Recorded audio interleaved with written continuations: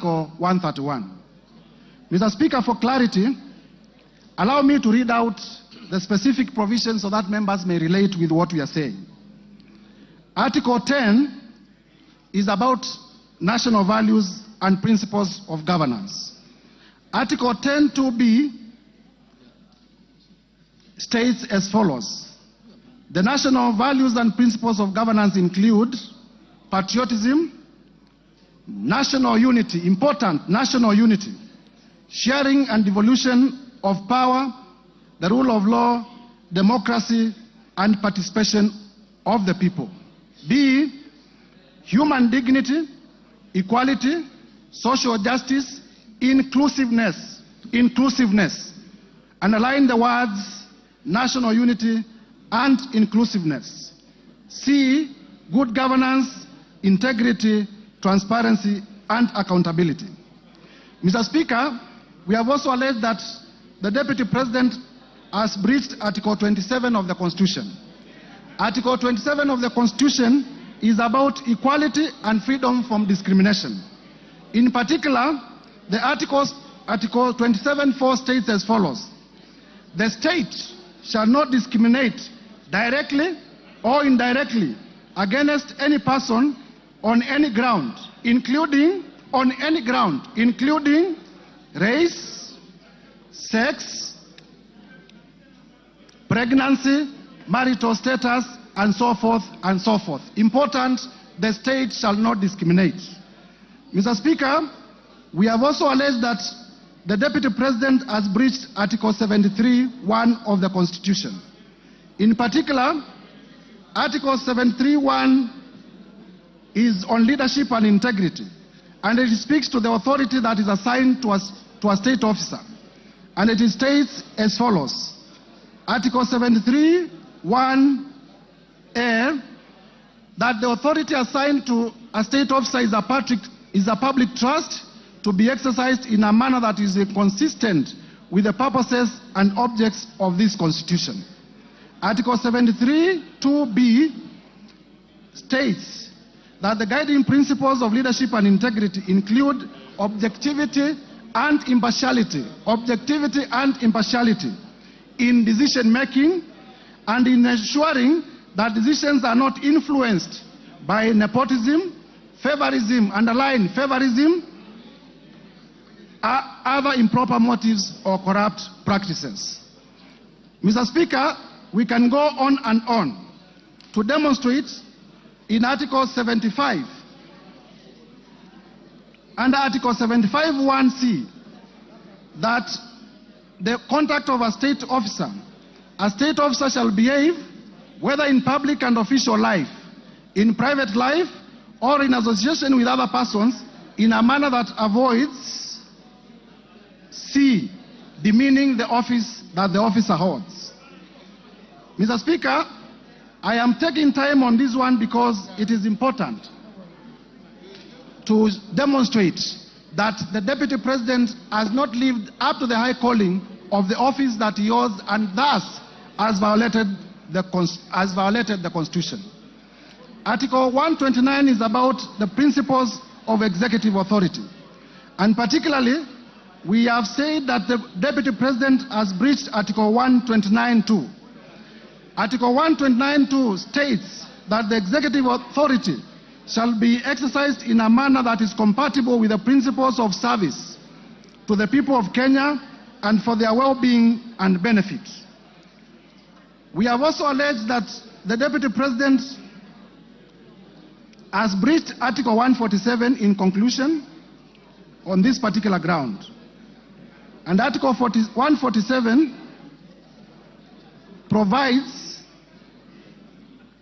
is about the functions of the Deputy President.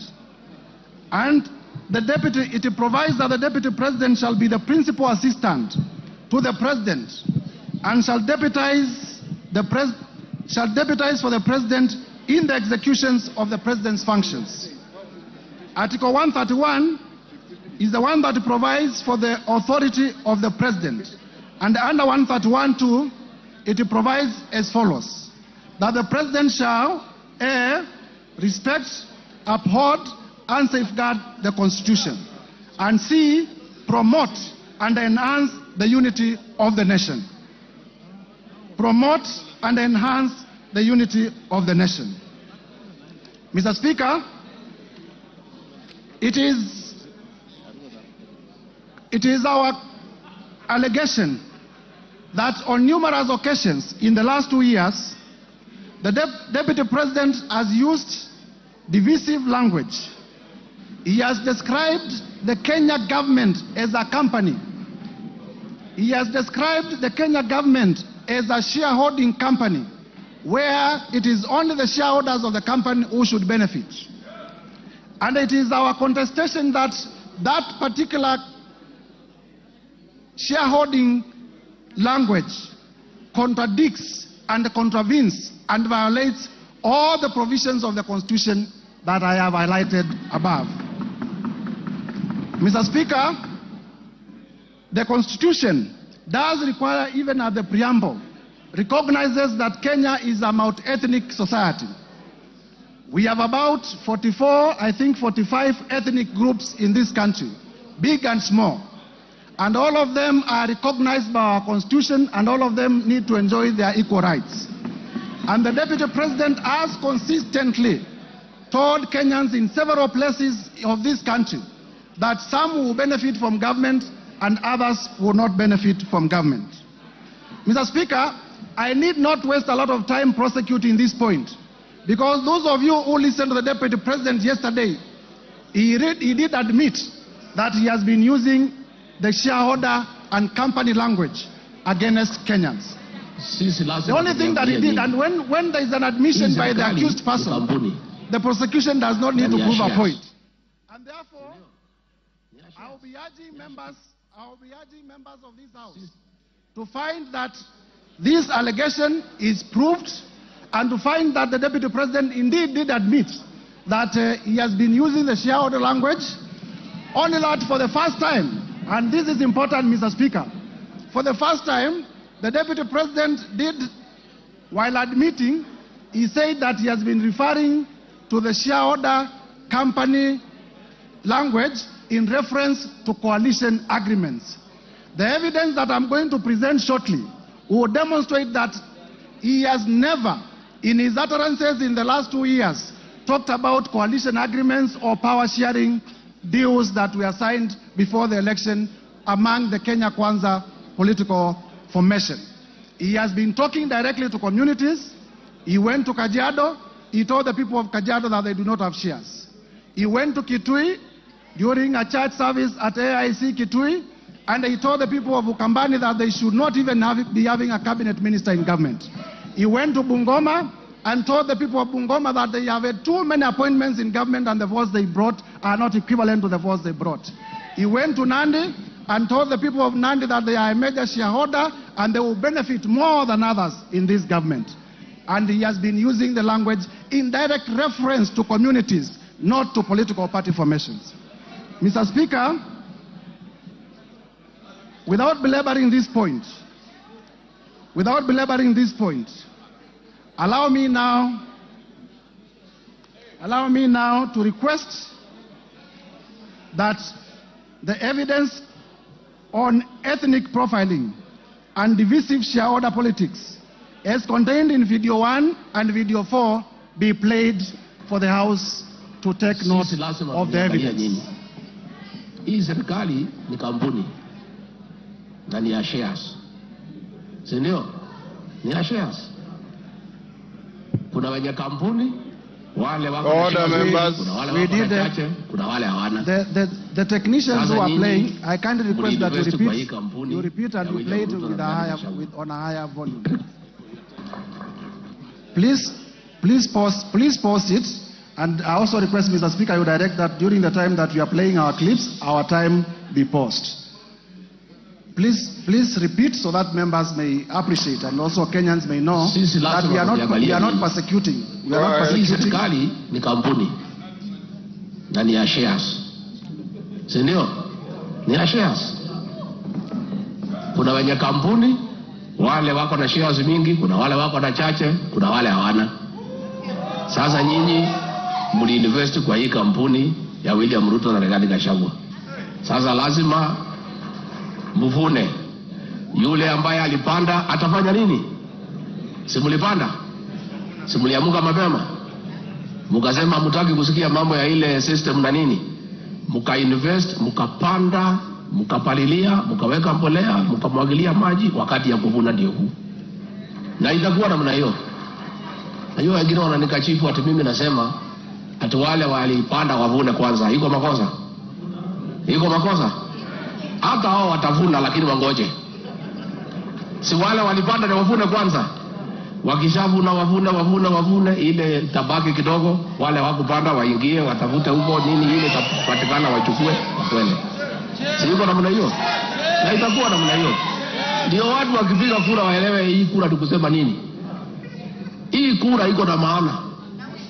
Nyinyi hamwezi piga kelele huko, mpige kelele. Mnasema William Ruto ni bure, hawezi, mnaita majina, alafu akipata, akigawa, mnapiga laini atibuko pale mbele. Ati mnataka mpite wale walisema anafaa atibukue pale mbele. Inawezekana? Mimi kazi yangu pale kwa Ikulu ni hiyo. Ni kupanga hiyo laini. Hapo ni kazi mimi napanga hapo. Mimi naangalia kwa laini, nikiona wewe ulipanda, natoa wewe nyuma, napeleka wewe mbele. Mr. Speaker, in the interest of time, I have 14 other videos that the Deputy President is recorded speaking in different parts of the country. Same language. Saying that Kenya is a company, and a company belongs to shareholders. It is clear from the clip. I am not the one who made that clip. The person talking in the clip is none other than the Deputy President of the Republic of Kenya. Mr. Speaker, the office of the Deputy President is a national office. The territory of the Republic of Kenya is defined in the Constitution. Communities of the Republic of Kenya are all supposed to enjoy benefits from the government, and therefore I am inviting members of this assembly to find that the Deputy President has breached all the articles of the Constitution as contained in this ground. Mr. President, you need not look further than the country of Yugoslavia. What ethnic politics did to the country of Yugoslavia. You need not look further than the country of Bosnia. What ethnic politics did to the country of Bosnia. You need not look further than the country of Rwanda. What ethnic politics did to Rwanda. You need not look further than the country of Burundi. What ethnic politics did to the country of Burundi. Until today, they are trying to reconfigure their state. You need not look further than Sudan. What ethnic politics have done to the good Republic of Sudan that was once a stable state. You need not look even further than the country of Nigeria. Mr. Speaker, Ethiopia. Mr. Speaker, our own country, Kenya. 2007, we experienced post-election violence. You would remember that character is important in evidence. The Deputy President, there is evidence to show that during the post-election clashes in Molo, he was a district officer in Molo. Character is very important in deciding evidence and in persuasion. Mr. Speaker, in 1992 there were clashes in Likoni, and our tourism has never recovered. Mr. Speaker, we need not go that direction again. And a person occupying the high office of the Deputy President, if they want to take Kenya in that direction, the time has come for the National Assembly to stand on its feet to defend the Constitution and to impeach the Deputy President. So that even if not on any other ground, for purposes of dividing Kenya, the Deputy President today must be impeached. Mr. Speaker, allow me to turn to my ground too.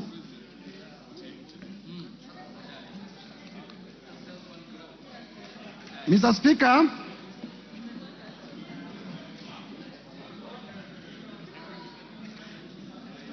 on ground two, I am alleging that the Deputy President to one of the Constitution. Because all of us are not lawyers, please allow me, for purposes of clarity, to read those two articles for members to appreciate. Article 147 of the Constitution does state as follows.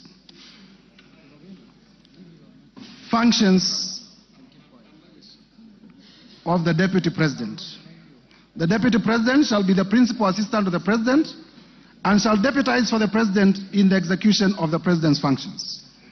Article 152(1) states as follows.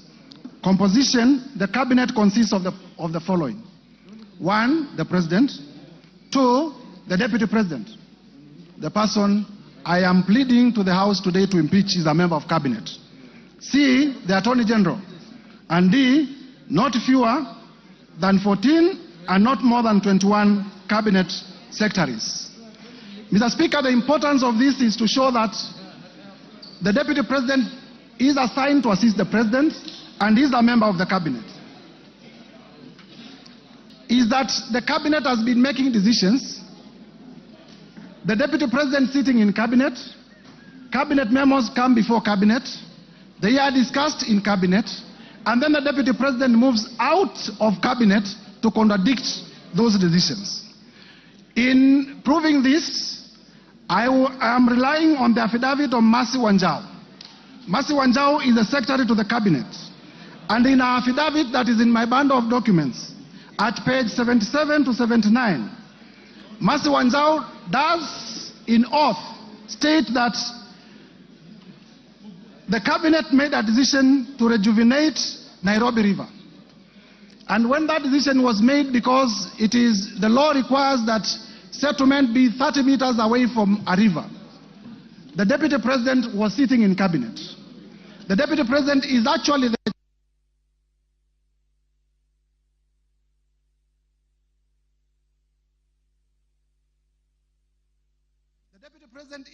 the chair of Cabinet subcommittees, and I believe he chaired the Cabinet subcommittee that made this decision.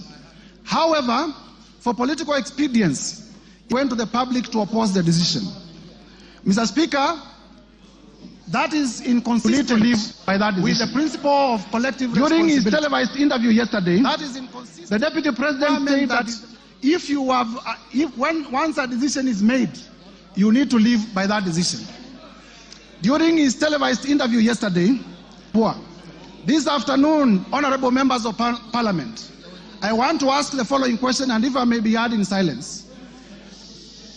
The Deputy President of the Republic of Kenya is on record as being the person who ordered demolitions in Mavoko constituency in Athi River.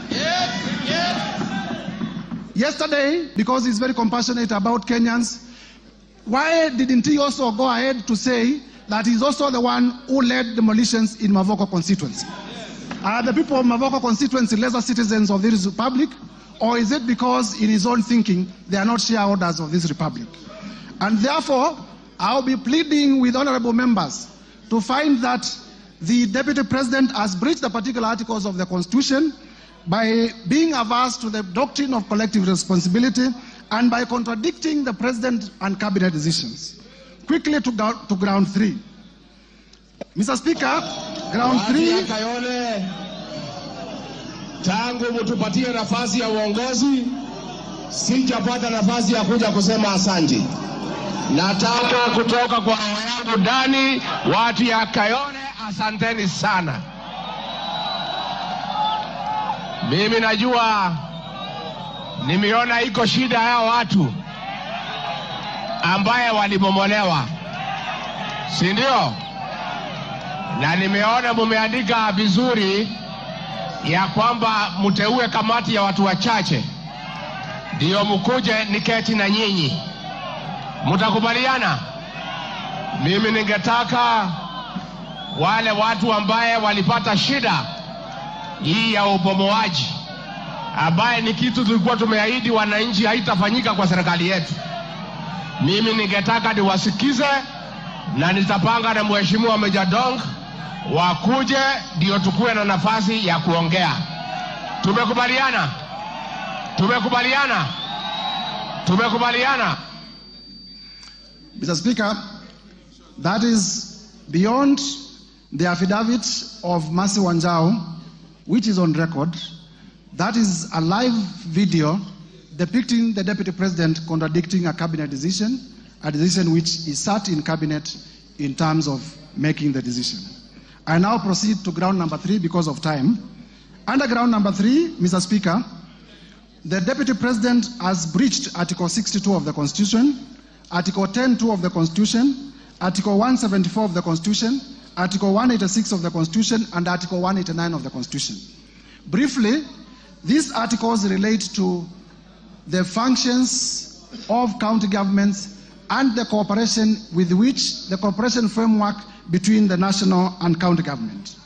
Mr. Speaker, we are relying to prove this ground on the affidavit of His Excellency Johnson Sakaja, the Governor of Nairobi, which in our bundle of documents is contained on page 80 to 84 of my motion. We will also later rely on the oral testimony of Governor Sakaja. And basically what we are saying is that the work of regulating markets is an exclusive function of county governments. And the county government of Nairobi is a government that is independent, but also independent of the national government. And where a function of a county government is independent of the other arm of government, the national government has no mandate at all to interfere in the execution of that document. And in the affidavit of Sakaja, as members would know, Sakaja does state on oath that the county government of Nairobi made a decision to relocate traders from CBD, and the Deputy President recklessly and without regard to the high office that he holds went to incite people to obey lawful decisions of the county government of Nairobi, hence undermining devolution. Mr. Speaker, we invite members to find that the Deputy President did breach and violate the Constitution in terms of undermining devolution and in terms of interfering with the running of the city county of Nairobi. Mr. Speaker, allow me now to move to ground number 4. Ground number 4 is about intimidation and vilification of judges, which is contrary to Article 160 of the Constitution. Article 160 of the Constitution speaks to the independence of the judiciary. Mr. Speaker, in our bundle of documents, at page 145 to 163, we have attached the decision of Lady Justice Esther Maina, where the Lady Justice Esther Maina found that 200 million shillings assets of His Excellency Rigathi Gachagua were proceeds of crime, and directed that the same be forfeited to the state. In intimidating the judge, the Deputy President, in a public statement, accused the judge of corruption and did state that he will file a petition for the removal of the judge solely because the judge found him culpable of crime, of economic crimes.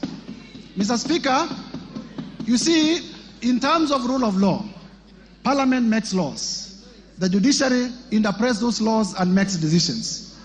Members of Parliament must ask themselves what kind of a country we shall have if a judge makes a decision that does not favor me, then I will resort to personal vendetta against that particular judge.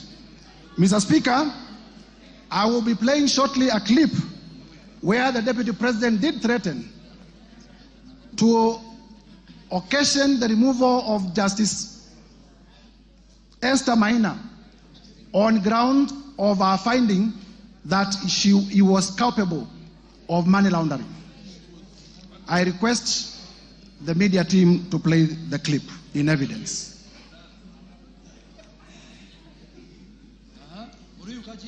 On its threat, with Deputy President Rigathi Gachagua now filing a petition to push. Now we begin the bulletin with the war on the judiciary, where Kenya Kwanza administration is making good on its threat, with the Deputy President Rigathi Gachagua now filing a petition to push for the removal of a judge from office. Gachagua says he will on Thursday file a petition with the Judicial Service Commission to push for the removal of Justice Esther Maina, who handled an economic crimes case against him in 2022 for alleged corruption and misconduct.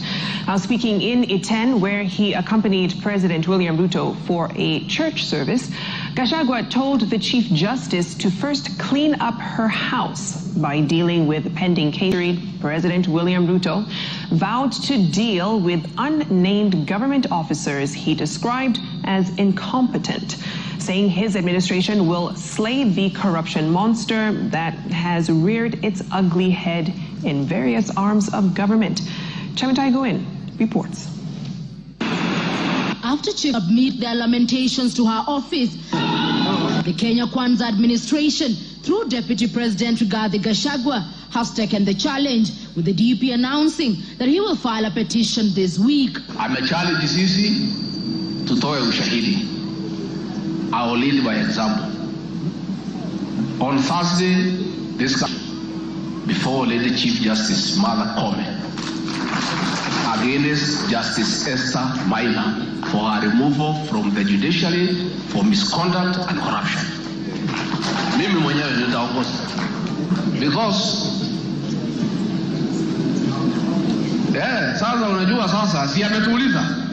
Sasa tuko tayari, mimi ndio nitaongoza kwa executive. Gachagua reliving his July 2022 incident where 202 million shillings was seized to the state after Justice Esther Maina ruled the money was proceeds of corruption, having been acquired through dubious means. Huyo judge, through corruption, declared my hard-earned wealth proceeds of crime without giving me an opportunity to be heard.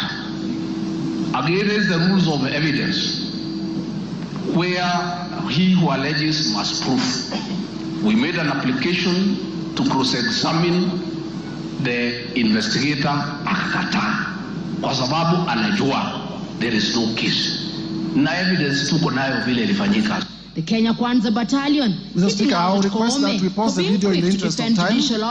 In the interest of time, we pause the video. From the utterances, Mr. Speaker, it is clear that the attack on the judge is based on the decision the judge made in performing a constitutional mandate as a judge.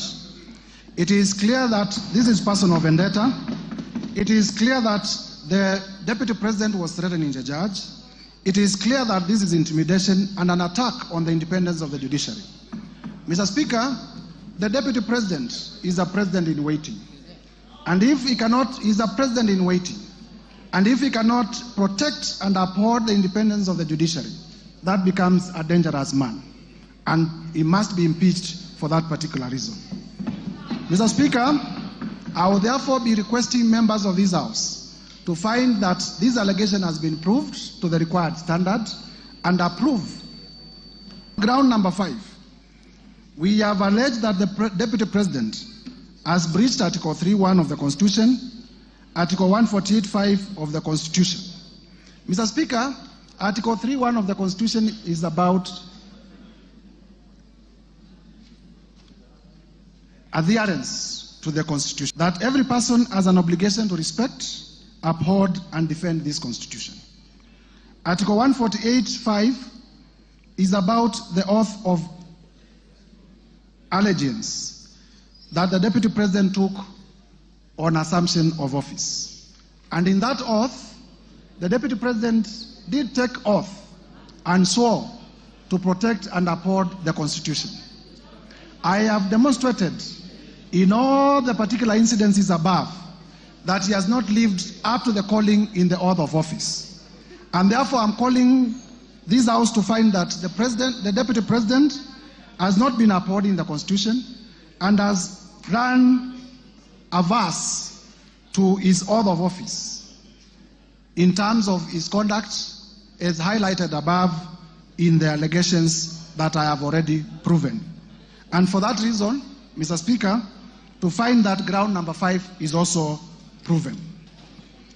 Quickly running to ground number 6, and there is enough evidence, Mr. Speaker, to prove that particular ground.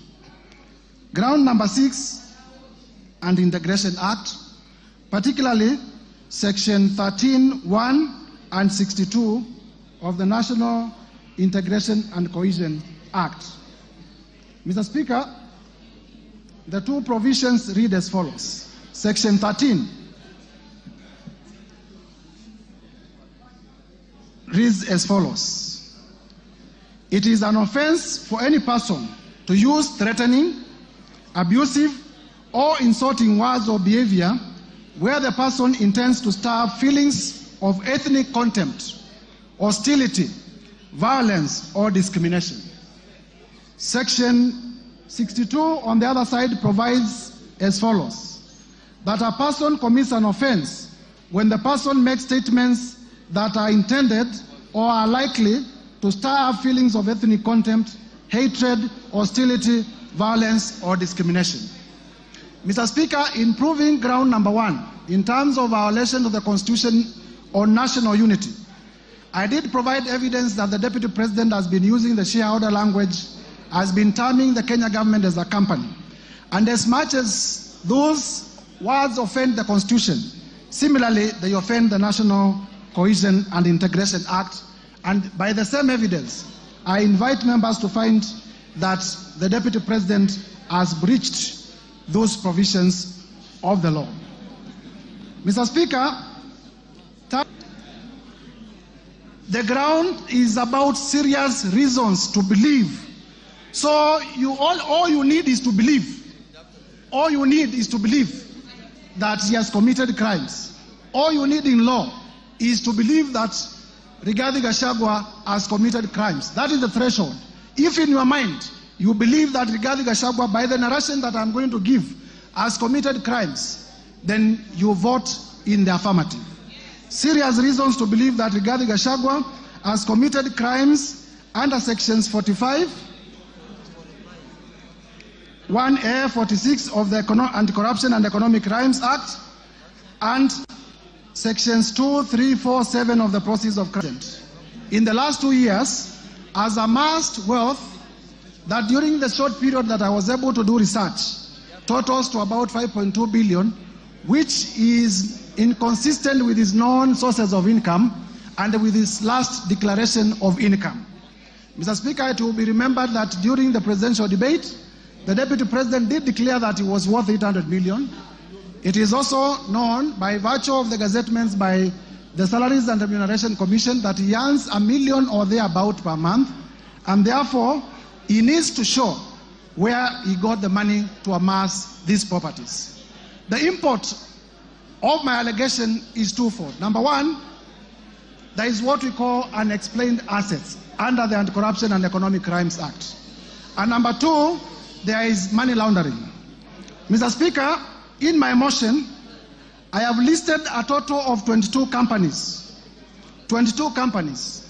that I believe the Deputy President has been using, number one, to amass, to award himself through conflict of interest, businesses in his office and in government. And number two, to purchase properties using unexplained sources of income. Mr. Speaker, it will be remembered that yesterday during the televised interview, the Deputy President went through all the companies and he did not deny that either of them belongs to him. All he did was to say that he registered some of them before he became Deputy President. I am not interested in the time that the companies were registered. I am interested in what the companies have done in the last 2 years. And I will demonstrate that these companies have actually done economic crimes against the people of Kenya. Mr. Speaker, I have also listed properties.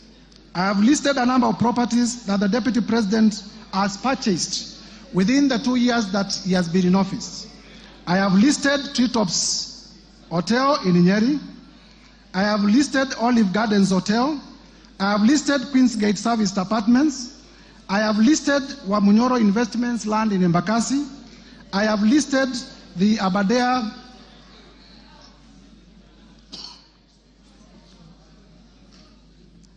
Treetops Hotel, Outspan Hotel, Olive Gardens Hotel, and the Vipingo Beach resort. Mr. Speaker, you will be told by the defense that some of the properties that I've listed do not belong to Mr. Speaker. As you listen, please know that this man is not fond of telling the truth. And I will prove to you, and I want you to listen to me very carefully, that Mr. Rigathi Gachagua, it is true that he was one of the administrators of the estate of his late brother. But also, there are documents. I have with me the joint will executors report on the status of the estate of Rigathi Gachagua as at 27th June 2024. This is a valid document that is part of the participation. And in this document, what the Deputy President has not told Kenyans, and listen to me, because the Deputy President actually committed another crime yesterday, misleading Kenyans. What the Deputy President has not told Kenyans is that in those 2 years, he is the one who has bought the properties of his own brother through coercion. And I am not interested, I have no problem with people owning property. What I have a problem with, and this is what he needs to be explaining to us, where did you get the money to buy these properties? This is the big question. This is a big question.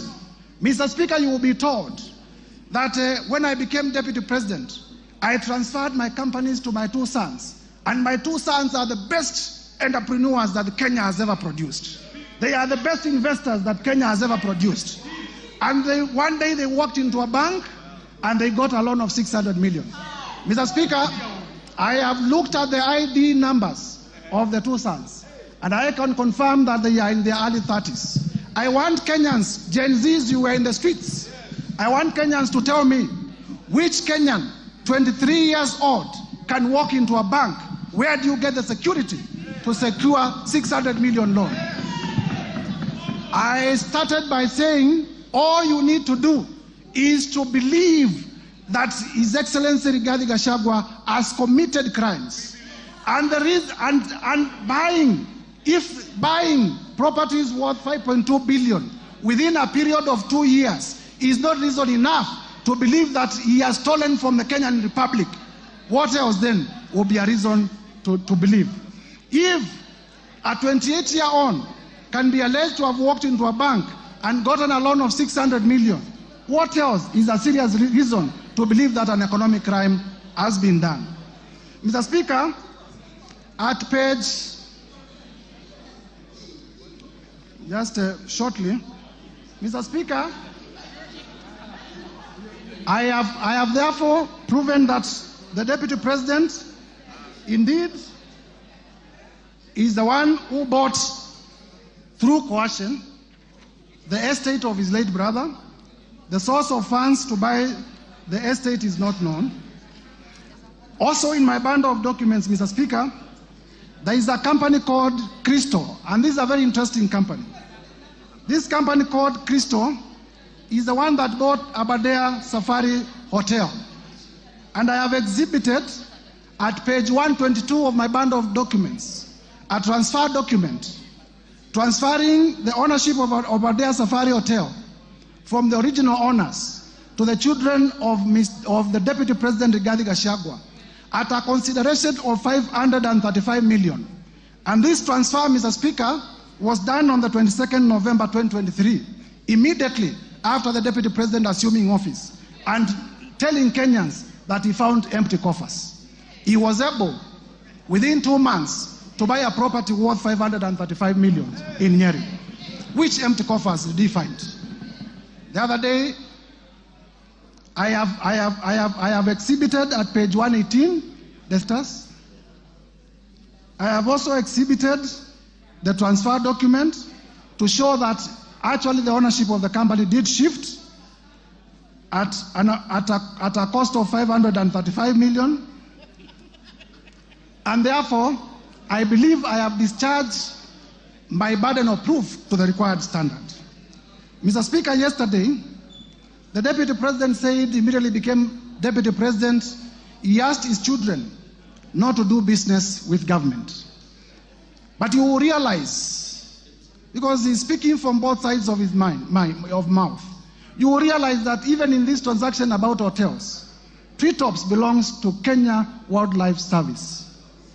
Yes, it is true he has leased, but if you say that you have instructed your children not to transact with government, and then you lease an hotel owned by the government, are you not transacting with government? Are you not transacting with government? And therefore, the live interview by the Deputy President yesterday is a further ground for the Deputy President to be impeached. I can go on and on and on to show that the Deputy President did purchase Kuruwitu Home Resort at a cost of 250 million from the estate of his own brother. Mr. Speaker, you were told also that Vipingo Ridge Hotel is a property within the estate of the late brother to the Deputy President. But I have exhibited in my bundle of documents CR12. CR12 is the document that shows the company directors, showing the children of the Deputy President as directors of Vipingo Hotels. The children of the Deputy President are not listed in the will as executors of his estate. So one would wonder, because they are not listed as executors of the estate of Rigathi Gachagua, then where do they come in terms of owning the Vipingo company? It can only be by way of purchase, it can only be by way of money laundering. Mr. Speaker, one other reason why I have provided the 20-something companies and the properties is also to demonstrate character. Some of these companies have not transacted. It is my prosecution theory that these are special purpose vehicles for purposes of money laundering and for purposes of preparation for money laundering. And therefore, one would wonder why the Deputy President would have so many companies that are not active, except for the reason of waiting for a prime day for them to launder resources from government. Mr. Speaker, I have also listed many companies and suspicious transactions where companies were being paid as much as 100 million from the office of the Deputy President. They are paid in the morning, and at noon they are withdrawing the money in cash.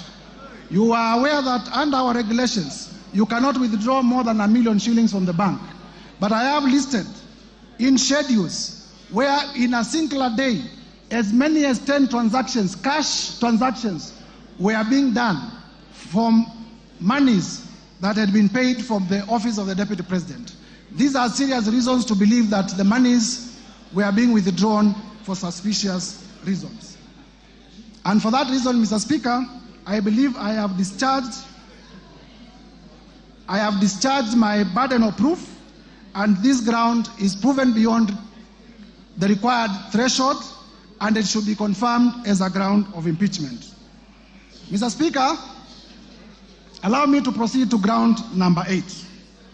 Ground number 8 is about breach of Section 132 of the Penal Code and breach of Section 129 of the Leadership and Integrity Act. Basically, these are about misleading the public. Mr. Speaker, on this one, I rely on the evidence of the video in the case of Justice Esther Maina, that the Deputy President did mislead the public that Justice Esther Maina was corrupt, simply because she had made a finding that was against him. Mr. Speaker, I also rely on a video that I'm going to play shortly, that the Deputy President did attack the National Intelligence Service in a televised television interview in Mombasa. Mr. Speaker, in that televised interview, and you will see it shortly, the Deputy President misled the Kenyan Republic on several accounts, which I will discuss after the video has been played. I now request the media team to play the video on NIS in Mombasa.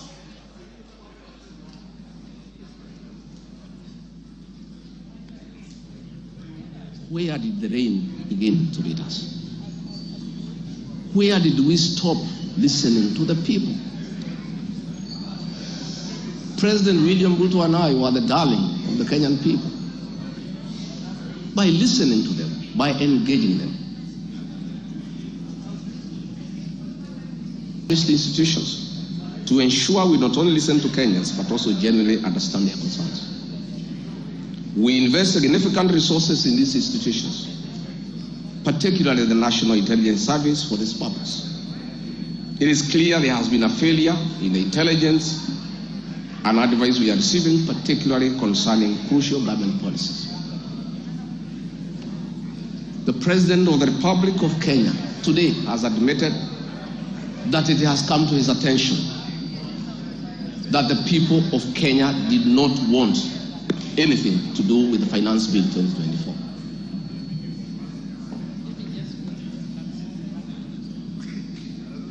The President, and I sympathize with my boss, President William Ruto, because this information was not available to him. I know President William Ruto. Had he known 2 months ago that the people of Kenya did not want anything to do with the Finance Bill 2024, he would not have asked his parliamentary party to push it through. Yet, we have an organization paid by the public to give him and government such information. And that is where the problem is. We have a dysfunctional national intelligence. We have a dysfunctional, that is where the problem is. We have a dysfunctional national intelligence service that has exposed the president, the government, and the people of Kenya. Had the National Intelligence Service briefed the president 2 months ago about how the people of Kenya feel, Kenyans would not have died. Property would not have been destroyed. Offices would not have been touched. There would have been no mayhem. But they slept on the job. It had to take people to die, property to be destroyed, protests across the country for the president to know the truth of what the people of Kenya feel. Yet, there is an organization paid for by the public to brief the president and the government about the feeling of the Kenyan people. With your permission, Mr. Speaker, I request that we pause the video because officers of the national... we have already displayed the context. Mr. Speaker, the point I'm making here is simple. That this is the Deputy President of the Republic of Kenya. By virtue of being the Deputy President of the Republic of Kenya, he is also a member of the National Security Council. The NIS is also in membership of the National Security Council. And therefore, the Constitution has provided fora where the Deputy President, in case he has any concerns, he can raise them within the official structures of government. Instead of doing that, he chose to be reckless, with complete disregard of the office, of the high calling of the office that he holds, the office of the Deputy President. It will be remembered that at this particular time, the country was at a security crisis, and inflammatory remarks would have led to the country disintegrating. Inflammatory remarks would have led to the social fabric of this country tearing apart. And therefore, by such doing, I am inviting the House to find that the Deputy President did mislead the public. The Deputy President did live below the expectations of the office that he holds, made unfounded, sensational statements, and therefore that ground should be upheld for his impeachment. Mr. Speaker, further to that, in the oath of allegiance to office, the Deputy President swore, and I quote, to refrain from directly or indirectly revealing such matters as shall come to my knowledge in the discharge of my duties and committed to my secrecy. Mr. Speaker, as you would notice in that clip, the Deputy President says that he has been told in confidence. Mark the words, I have been told in confidence by officers of the following. And while aware that he took an oath not to divulge information that comes to him, I will be inviting this House to find that the Deputy President breached his own oath of allegiance to office. And a person who breaches his own oath of allegiance to office is not fit to hold the office. To find that this ground has been proven to the required standard and uphold it for impeachment. Under ground 9, Mr. Speaker, on gross misconduct. Gross misconduct has been defined as the dereliction of duty in the Black's Law Dictionary. Gross misconduct has been defined as the dereliction of duty, unlawful or improper behavior. Mr. Speaker, we have alleged that the Deputy President did breach Article 151B of the Constitution in his utterances against the national intelligence with the high calling, dignified status, and the discretion required of the office of the Deputy President. And because I had laid basis in the foregoing ground, I wish to urge members, using the same evidence that I've adduced above, to also find that ground number 10 is also proven. Ground number 9, that is. On ground number 10, gross misconduct on insubordination. We have the evidence of Mercy Wanjau in the form of an affidavit that Cabinet makes decisions and the Deputy President defies.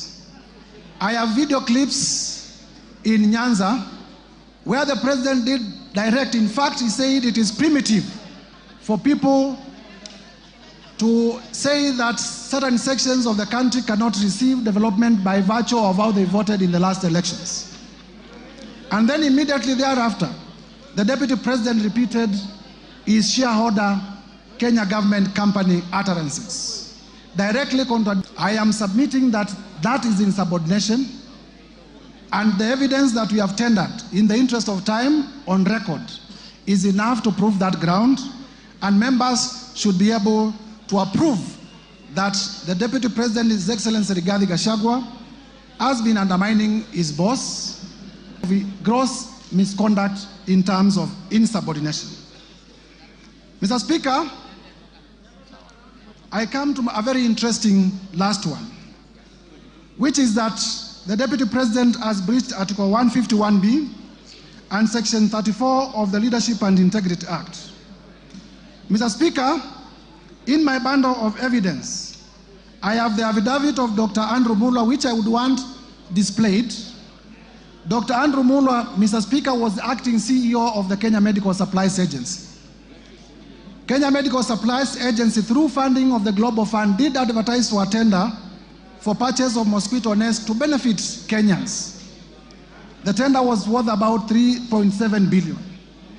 In this affidavit, Mr. Speaker, Dr. Andrew Muller avers that when he came to KEMSA, and Mr. Speaker, the witness is before the House, but because this is not the trial chamber, we will not lead him in evidence, nor will he be cross-examined, but he's ready to be cross-examined when we go to Senate. He avers that when he was appointed as an acting CEO, and one day, the Deputy President called him, threatened him, so that he could release a bid bond. In his testimony, he says that a company that was being funded by the Deputy President, if you allow me just to get where the, because this is important, at page 70 to 76, at page 70 to 76, of my band of documents, Dr. Andrew Mulwa avers that His Excellency Rigathi Gachagua called me from his mobile phone. The number is provided. On my mobile phone number, the number is provided, and pressured me to surrender to his proxy the original bid bond submitted by Sobika Impex for the above tender. He told me that he would send a proxy to collect the original bid bond. He goes further to state that Dr. Ikuno Rigathi, who is a son to Rigathi Gachagua, the Deputy President, called me and sent me a WhatsApp message from his mobile phone number, which is provided, claiming to be acting for and on the instructions of His Excellency Rigathi Gachagua. He asked for Sobika Impex Private Limited's original bid bond for the above tender, which he said His Excellency Rigathi Gachagua was trying to collect from KEMSA. Annexed here to and marked AM1 are the screenshots, and I would like them, they are already displayed on the screen of those messages. He goes further to aver that Dr. Ikino Rigathi, His Excellency Rigathi Gachagua's son, sent a one Ogora Wilson Okulo of national identity number that to collect the original bid bond submitted by Sobika Impex Limited. He concludes by saying that given the status, power, threats, influence of the people involved in the interference with the investigations and the cover-up of the irregularities surrounding the procurement of treated mosquito nets, I was constrained to surrender the original bid bond to Ogora Wilson Okulo. In short, members, please listen to this. In short, I was caught in a tricky situation, as there was nothing much I could do as a junior government officer against a sitting Deputy President of the Republic of Kenya. Mr. Speaker, this allegation was admitted by none other than the Deputy President yesterday live on his interview or live on television. He did confirm that, the company called Sobika, the local representative of Sobika, is a company called Crystal. And the company called Crystal is owned by none other than Rigathi Gachagua and his children. And therefore, there was a direct conflict of interest that the Deputy President, which is an international company registered in India, is a company owned by the Deputy President. And the Deputy President is making a call regarding a tender to a junior government officer. I wonder how many other calls he has made. But I do not need to belabor this point, because none other than the Deputy President himself did admit the bid bond, and therefore I urge members to adopt the evidence of Dr. Andrew Mulwa as the truthful and factual evidence, exhibiting that His Excellency Rigathi Gachagua did interfere with the tendering process and also did interfere with the investigation into the same. His Excellency the Deputy President did inform the country falsely that no money was lost. Mr. Speaker, you would know that this tender was funded under the Global Fund. And the Global Fund, through letters that we have exhibited, did cancel this funding. And therefore, the Kenyan people lost up to 5 billion Kenya shillings and as well a relationship with the Global Fund, which is a major partner in our health sector. And therefore, to allege that no money was lost is false, because the Global Fund did cancel the tender, and also it affected our relationship in terms of funding from the Global Fund. And we had to do a lot of diplomatic work, going to WHO, going to Geneva, in order to restore our relationship with the Global Fund. Mr. Speaker, lastly, members, I have rushed through the grounds because of the time allocated. I have endeavored to provide evidence that all the 11 grounds that are proposed for the impeachment of His Excellency Rigathi Gachagua are merited, and there is enough evidence. The work of this chamber is to examine whether prima facie there is a case. The trial chamber is the Senate. And therefore I want to plead with members of this House. It doesn't matter whether you signed the motion or you did not sign the motion. I have endeavored to persuade each one of you individually that this country requires a serious leadership, and His Excellency Rigathi Gachagua is not part of that serious leadership. I have endeavored to persuade each one of you that this country requires leaders who can respect the rule of law. This country requires leaders who can respect the Constitution, and His Excellency Rigathi Gachagua is not one of them. And therefore, I take this time to implore on each one of you, besides our political persuasions, to realize that we want the best for our country. This is the country that we shall bequeath to our children. And if the country is destroyed by reckless leaders and therefore persuade each one of you, please vote with your conscience, put Kenya first above your politics when you come to vote. Lastly, Mr. Speaker, members of Parliament, if you listen carefully to His Excellency Rigathi Gachagua, and I did say at the time of giving my notice of motion, I have nothing against him as a person. But I was perturbed yesterday because His Excellency Rigathi Gachagua did insult members of Parliament. He insulted the intelligence of members of Parliament. There are members here who are senior lawyers. There are members here who are senior accountants. There are members here who are teachers. There are members here who are accountants. There are members, all of us are respected in our societies. The people of Kenya have elected us to exercise a constitutional mandate in this country. But His Excellency Rigathi Gachagua did say that most of the members of Parliament signed the motion without reading it. That is an insult to your intelligence. His Excellency Rigathi Gachagua, in the live interview yesterday, did say that Parliament is a theater of the absurd. In my training as a lawyer, he who insults the jury, he who insults the jury deserves no mercy from the jury.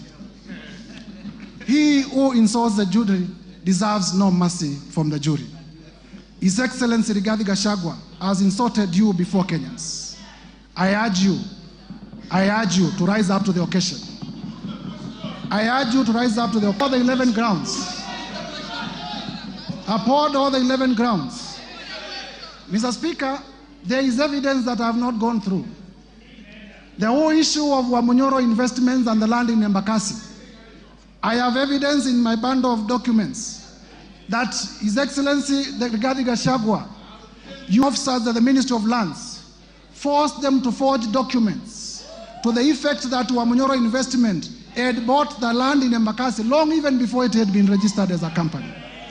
That land, Mr. Speaker, belongs to a sickly civil servant. It belongs to a father, it belongs to a mother. Mr. Speaker, we must have a deputy president who is compassionate. I watched the deputy president yesterday on television displaying impunity and arrogance.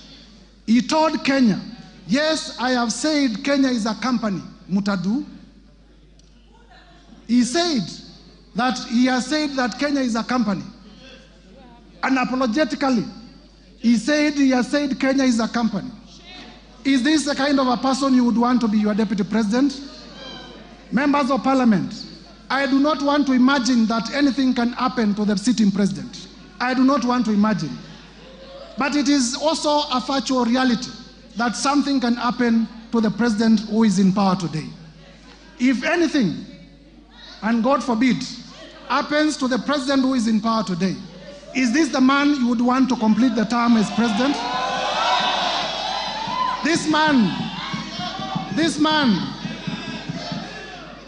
honorable members, this man called Rigathi Gachagua has already said that the members of Parliament in Mount Kenya are either Tugunia, I don't know what that means, or are collaborators, and that he will take them home. He has said that the people of Nyanza deserve no development. He has said that the people of Western deserve no development nor appointments from the government. He has said that the people of the coast deserve no development from the government. He has said that the people of Northeastern deserve no development from the government. Those are the people you represent. Those are the people you represent.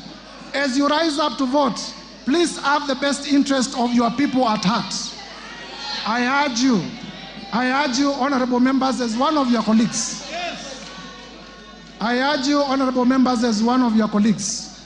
When this motion is finally put to vote, please vote to impeach Rigathi Gachagua. As I conclude, Mr. Speaker,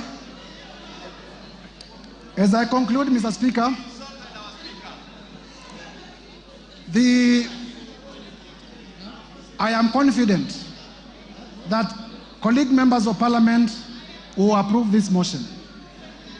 And I want this motion. I will also persuasively defend it before the Senate. And I am sure the Senate of the Republic of Kenya will also uphold, and Kenya will have a better deputy president who views the country as a whole. With those remarks, Mr. Speaker, I beg to move and call our able deputy majority. Owen Baya, you have 10 minutes. It's okay. Owen Baya, you may proceed. Okay. Thank you very much, Honorable Speaker. Honorable Speaker, I rise to second the special motion for the removal from office by impeachment for the courage and valor in tabling and moving this motion. Honorable Speaker, in his address yesterday, the Deputy President called Parliament and this National Assembly a theater of the absurd, a house of ridicule, a house which processes trash. That's what he said about this Parliament. Honorable Speaker, just like the Deputy President, I'm a student of literature, having been taught by the late Wasambo Were and the late Professor Imbuga. In the definition, Honorable Speaker, of the theater of absurd, a theater of absurd is without plot, is directionless, is laced with stupidity, lacks thoughts, lacks coherence of ideas. It is irrational and logical. If you have read the book by Samuel Beckett, you will this Parliament is as good as that literature. Honorable Speaker, I sit in this Parliament and many of you do that. Members, are we a theater of absurd? Members, are we directionless? Members, are we stupid? That's what the Deputy President characterized this Parliament, that we are stupid, we are directionless, and we are people who are very useless to this country. Honorable Speaker, a person of the stature of a Deputy President who can say such things about this chamber does not deserve to continue to become the Deputy President of the Republic. Honorable Speaker, what is the theater of absurd, Honorable Speaker, is when the Deputy President demands that for the 8 million votes, from Mount Kenya, he should be paid 2,000 shillings, translating to 16 billion shillings, so that he can bring peace to this country. Honorable Speaker, that is the theater of absurd. That is the theater of absurd, Honorable Speaker. Honorable Speaker, the Honorable Rigathi Gachagua has committed impeachable offenses as provided in Article 150, 1 and 2. He has grossly violated the Constitution and has committed crimes under national and international law, as has been ably demonstrated by the mover of the motion.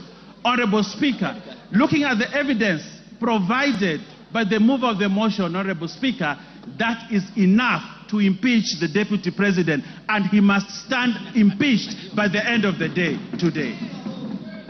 Honorable Speaker, Article 131E of the Constitution says the President is a symbol of national unity.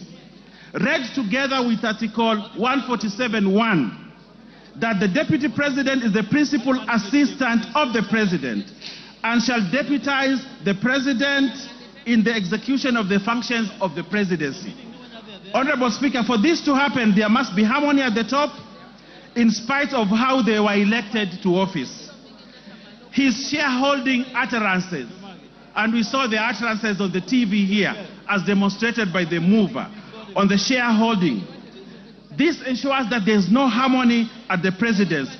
But what the deputy president wants to do is to balkanize this country.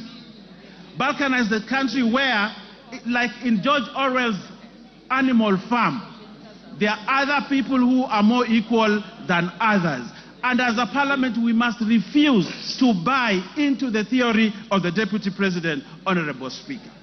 Honorable Speaker, the deputy president has taken himself and wants to be a tribal king of the Murima, ready to break the country, sow seeds of disunity for his own political gain. And this chamber, today, by the end of the day, we must have no deputy president who wants to balkanize this country. Honorable Speaker, the office of the deputy president is a high office as established under Article 130.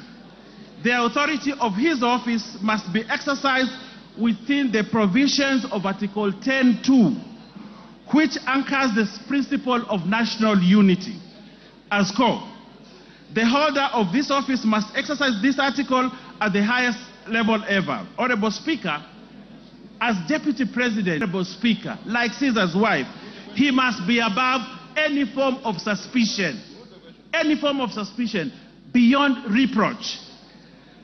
But Honorable Speaker, the utterances and the actions of the deputy president brings his reputation to disrepute, because he has sown sort of disunity of this country. For that, Honorable Speaker, we cannot continue to have a deputy president who cannot uphold the oath of his office, and therefore Rigathi Gachagua must go. Honorable Speaker, if you look at the story of Pompey, the wife of Julius Caesar, you realize that although she had been accused of sacrilege, but the court acquitted her. But Julius Caesar actually divorced Pompey, not because of what she had been accused of, but because there was suspicion that he could have done something like that. And on that, only on that, Honorable Speaker, as a chamber, as a parliament, we have the authority and right to say, this guy has brought himself to disrepute, he has gone below, and he has portrayed himself as a man who cannot be trusted with the position of a deputy president of the Republic of Kenya, and therefore Rigathi Gachagua must go. Honorable Speaker, Article 131(2) C and D gives the president and his deputy the responsibility to promote and ensure the unity of the nation and promote respect for the diversity of the people and communities.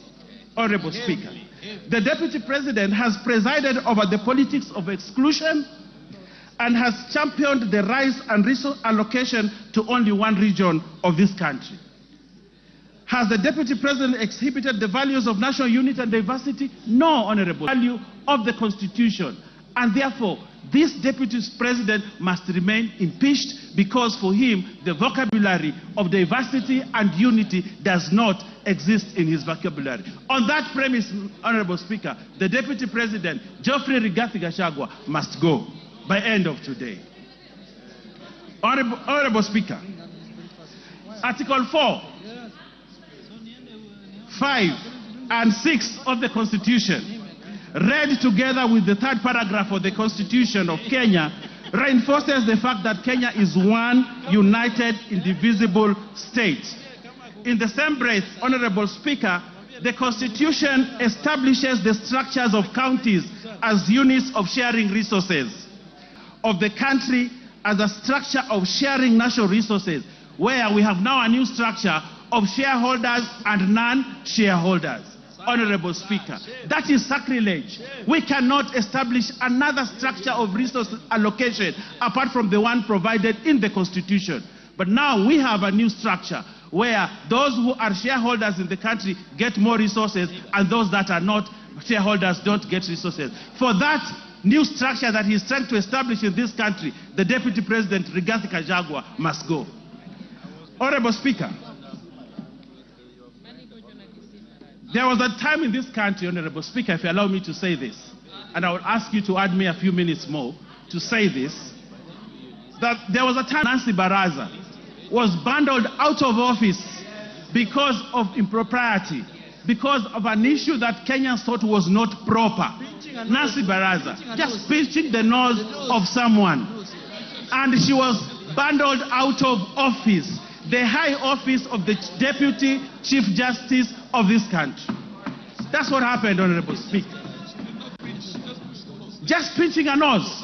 And she was bundled out of office.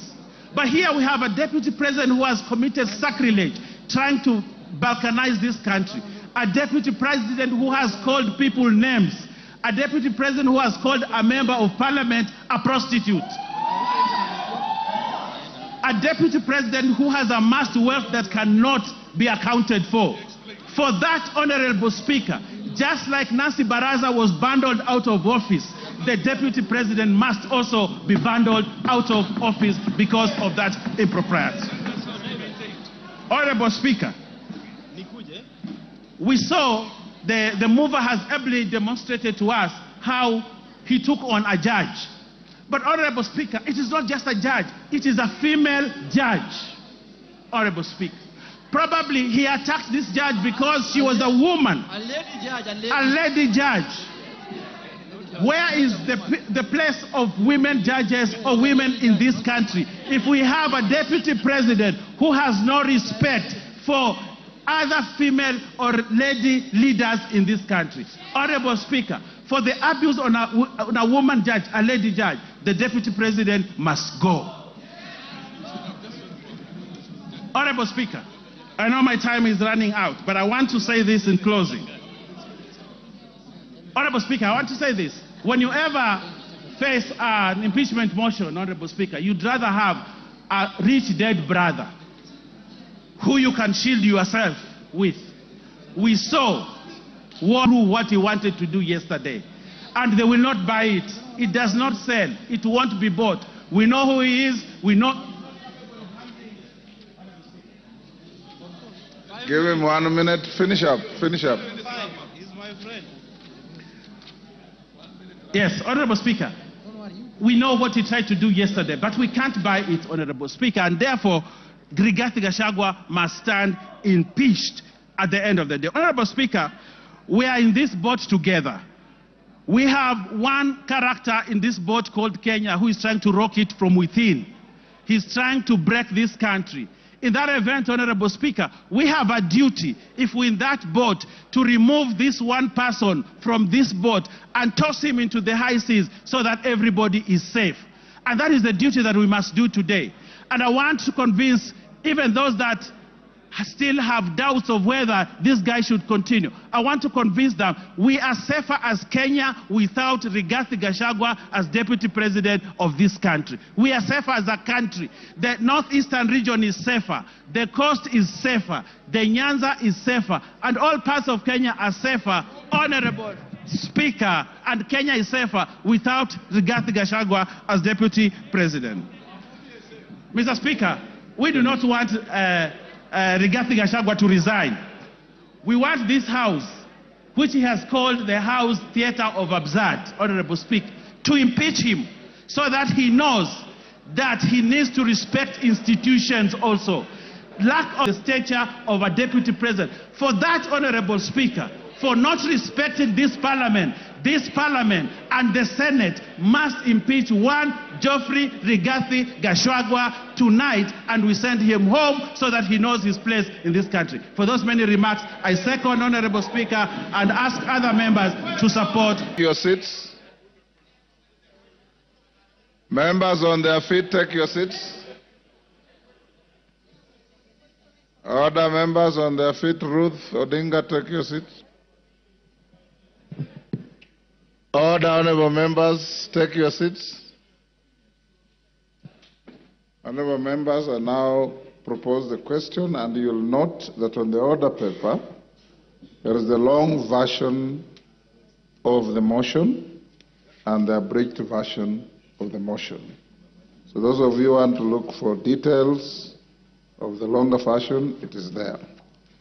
I now propose the question, which is that pursuant to the provisions of Article 145 and 151B and 2 of the Constitution and Standing Order 64 and 65, this House resolves to remove from office by impeachment His Excellency Honorable Rigathi Gachagua, EGH, the Deputy President of the Republic of Kenya, on the following grounds. 1. Gross violation of Articles 10(2)(a), B, and C, 27(4), 73(1)(a), 2 and B, 75(1)(c), 129(2) of the Constitution and Articles 147(1) as read together with Article 131(2)(c) and D of the Constitution. 2. Gross violation of Articles 174(1) and 152(1) of the Constitution by undermining the President and the Cabinet and the effective discharge of the national government's executive mandate. 3. Gross violation of Articles 6(2), 10(2)(a), 174, 1861, 189(1), and the fourth schedule to the Constitution by undermining devolution. 4. Gross violation of Article 161 of the Constitution on the institutional and decisional independence of judges. 5. Gross violation of Article 3(1) and 148(5)(a) of the Constitution on the fidelity to the oath of office and allegiance. 6. Serious reasons to believe that His Excellency the Deputy President has committed crimes under Sections 13(1)(a) and 62 of the National Cohesion and Integration Act. 7. Serious reasons to believe that His Excellency the Deputy President has committed gross economic crimes under Sections 45(1), 46, 47(a)(3), and 48(1) of the Anti-Corruption and Economic Crimes Act, and Sections 2, 3, 4, and 7 of the Proceeds of Crime and Anti-Money Laundering Act. 8. Serious reasons to believe that His Excellency the Deputy President has committed crimes by continuously misleading members of the public through false, malicious, divisive, and insightful remarks that are contrary to the provisions of Section 132 of the Penal Code and Section 29 of the Leadership and Integrity Act. 9. Gross misconduct that is incompatible with the high calling and dignified status of the office of the Deputy President, a member of the Cabinet and the National Security Council. His Excellency the Deputy President has publicly attacked and undermined the work of the National Intelligence Service and its officers. 10. Gross misconduct by openly and publicly insubordinating the President, who is the head of state and government. And 11, gross misconduct by persistently bullying state and public officers. Honorable members, the motion is supported and the list is attached by 291 members of this House.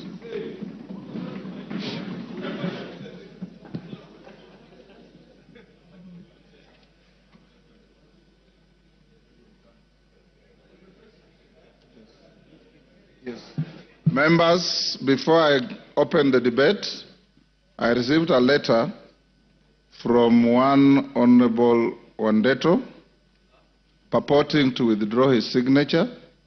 I want to invite the Honorable Member to read the standing orders that are very clear. Once you append your signature to a special motion, once you append your signature on a special motion, You have crossed the Rubicon, and you cannot withdraw that signature. Honorable Otiende Amolo. Thank you, Mr. Speaker. Mr.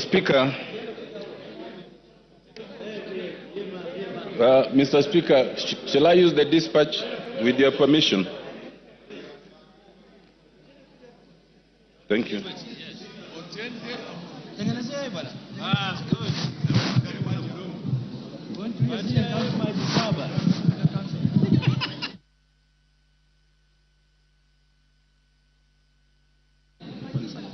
Yes.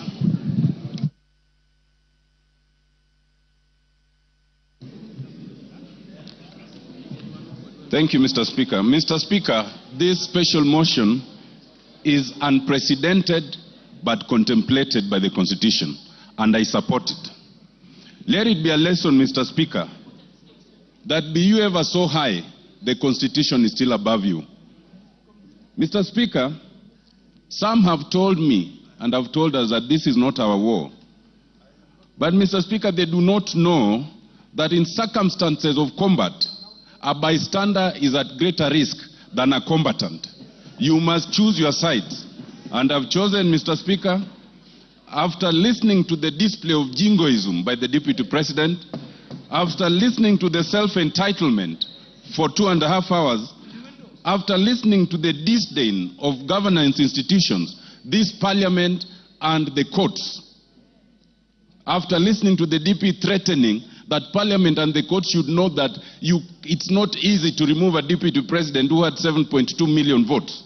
Mr. Speaker, after treating Kenyans as fools by trying to mislead on the intent and purpose of his utterances on the idea of government being a company, it was easy for me to make a decision to cast my lot with impeachment of the Deputy President. Mr. Speaker, there can be much to say on the reasons. It is easy, for example, Mr. Speaker, to talk about the confessions of the Deputy President regarding 600 million that his son under 30 years was able to acquire. And he says, without tabling any evidence, that it was acquired from a bank. But he admits, Mr. Speaker, more importantly, two things. One, that the property in issue was government property, Mr. Speaker, that the son was able to be given, a moratorium of 1 year not to pay anything while enjoying the proceeds. And the DP thinks there's nothing wrong with that. It is for good reason that the anti-corruption laws in this country do not limit themselves to the individual. They go to the spouse and the children. It is for such reasons. Mr. Speaker, it is also interesting that the DP admits to abuse of office. How does it do that? The DP admits to abuse of office on the issue of KEMSA. It is important, and this bears repetition, that the evidence tabled by the Honorable Mutuse includes an affidavit by Dr. Mulwa. That affidavit at paragraph 5 is very instructive, and it says that the DP's phone calls was aimed at interfering and covering procurement irregularities. And that is on a direct affidavit. But more importantly, if you look at page 69, you will see the SMSs. And that SMS, the son of the Deputy President, Dr. Rigathi, has the courage to say that there is a document for His Excellency we are trying to collect, not for himself, not for any other company, for His Excellency. And the fact, Mr. Speaker, that the DP admits to these processes and sees nothing wrong with it is a very serious matter of integrity. But, Mr. Speaker, I'll not speak to all those two. I'll speak to a more fundamental fact. The blatant justification of discrimination and insightful utterances against Kenyans. That is where I want to focus, Mr. Speaker.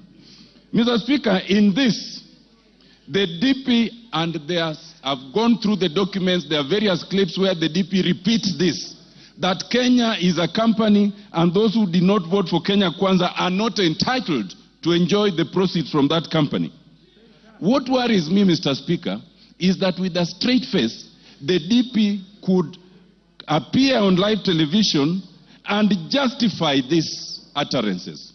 How does he justify it? He says that he is entitled to do that because there are some partisan political agreements or promises that were made. What does that mean? The DP elevates promises at a political party level above the National Cohesion and Integration Act, Section 13. He elevates those promises at a political party level above the Constitution of Kenya. There are 15 different articles that speaks against this. The fact that the DP can think that he can justify such utterance, evidence that he must go because he has breached the Constitution. It is important to note that Article 145, 1A and C do not say that if you are respecting a political promise, then you can breach the Constitution. If that was to be the case, Article 24 would include that as a limitation. It does not include. If you want one reason, members, to impeach the deputy president is because he has admitted to breaching the Constitution on account of a political promise. Mr. Speaker, Article 145 1B is another interesting one, and it speaks to reasonable, serious reasons to be evidence. Members, remember, for conviction, that is for courts. We are not a court of law. Ours is to look at the evidence and see if there's a serious and reasons to believe. Those serious reasons speak to integrity. They speak to impropriety. And if you look at them and then find that there's some impropriety, then ground 7 will have been proved. Ground 7 talks of the issue of acquired property coming to 5.2 billion. What struck me, Mr. Speaker, is that the deputy president took 1.5 hours to explain why he's not corrupt. Of the 2.5 hours, 90 minutes was to explain why he is not corrupt. The very fact that you take 90 minutes to explain you are not corrupt is prima facie evidence of corruption.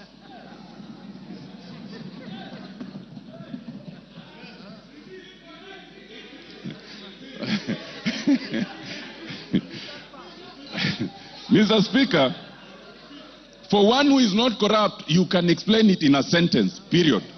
To take 90 minutes is in itself prima facie evidence that there's corruption. Mr. Speaker, on the KEMSA issue, other than the affidavit and their interference, the affidavit, the DP then admits interference. Whoever advised the DP to do that live interview could not have had his interest at heart, but has made our work much the easier. Because now it is clear from yesterday's presentation that the deputy president can no longer deputize the president. The role of any deputy under the Constitution is to deputize. Mr. Speaker, I crave for just 2 more minutes.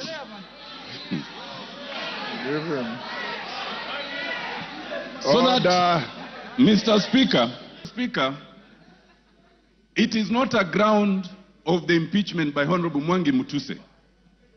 But it has become a clear ground from yesterday's interview that the DP is incapable of deputizing the president. And if we needed an independent ground, that is very clear. It is also clear that the DP can no longer be part of a cabinet. It is also clear that the DP can no longer be part of a cabinet. It is a basic rule in terms of labor law. If you cannot work with your boss, if you insubordinate your boss, if one person is to go, is the subordinate, not the boss. Mr. Speaker, one issue, and this bears address. Some Kenyans, Mr. Speaker, it is important to address this issue. Some Kenyans want us to divert attention from the impeachment that is before us. There's only one impeachment motion before us, and it's in respect of the deputy president. Now, some people to you. First of all, when you say kufa dereva kufa makanga, you must remember that in that bus there are passengers. And those passengers can die if you are reckless. In this case, those passengers are Kenyans. We as parliament must navigate that issue so carefully that the passengers called Kenyans remain safe. Mr. Speaker, that is extremely important. Why? We are in a very unique position where we have a president and a deputy president, but we do not have an IBC. If anything happens right now, as we are going to, if we impeach the deputy president as we want to, as we need to, the position can be filled even without an IBC. But if there is no president and there is no deputy president, only the speaker can act for 60 days. Within those 60 days, there must be an election. We cannot currently have an election because we have no IBC. To have IBC commissioners, you need a president to nominate the board that will select them. Once the board is nominated and they propose a name, then the name must be forwarded again to us, and it's only the president turmoil for all the Kenyans to die in that accident. That would be a very reckless act. Mr. Speaker, I am convinced, having looked at the deputy president, having listened to him, that the deputy president is not remorseful. He is not sorry for any utterances. He is not prepared to change. George, order. George Morugara.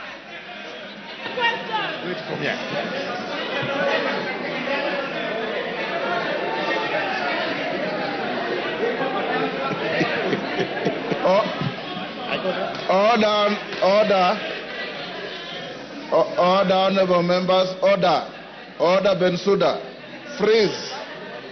Freeze where you are. Order, members. Order, honorable members. I know the limits of exuberance are high. Order. Beatrice, freeze where you are. I know the levels of exuberance are high, but let's listen to those who are speaking. There's a lot of requests to speak, and I did tell you that in a motion such as this, Dr. Bukose will not ask to put the question. So let's listen to each other. Of course, the canned and band of debate cannot be ruled out in some decorum. Those of you who speak, you have 5 minutes. If you can finish earlier, the better, so that many more can speak. Go on, Murugara. And members, when you are given permission to speak, if you wish to come to the dispatch box, do so. If you want to speak from where you are, do so. Thank you. Thank you very much, Mr. Speaker. Mr. Speaker, before I even state my position as regards this motion, it is important for me to express what the views of Kenyans are regarding this motion, and especially with a hindsight of the public participation that we did, and also from the public opinion which was communicated to Kenyans through an agency that conducts opinion polls. It is vitally important to remind Kenyans that through the public participation that we did on Friday and Saturday, it was overwhelming that Kenyans were in approval of the motion, and therefore we must respect their position. We must also remind Kenyans that an agency by the name TIFA has come up with an opinion polling which again has indicated that Kenyans are in favor of the motion. Therefore, even as we debate today, even as we agonize over this motion, even as we consult the Honorable Mwengi Mutuse, as we have done from time to time, as regards this motion, it is quite clear that Kenyans are in favor of the motion carrying the day. I therefore respect the position of Kenyans. I respect the position of my constituents of Tharaka, and I do confirm that I rise to support the motion. That today, the motion that has been brought to this House to have His Excellency the Deputy President of the Republic of Kenya, the Honorable Rigathi Gachagua, impeached, carries the day by a vote to be taken by the House. I must commend the Honorable Mwengi Mutuse, who is actually my Vice Chairperson in Justice and Legal Affairs Committee, for work excellently done. And repeat the position he has made, that we are not a court of law trying a suspect. We are a House of Parliament which is required to just consider whether the grounds advanced are actually substantiated. Do we have reasons to believe that the grounds advanced are substantiated? Having listened to the mover, having looked at the documentation, and I confess we have burnt midnight oil looking at this particular motion and the supporting documentation, these grounds are substantiated. Allow me briefly to just mention but a few. Ground number one, which is on dangerous divisions in the country, is propagated by the Deputy President. By the admission that he had likened Kenya to a company. There is total difference between likening the government to a company and stating categorically that the government is actually a company.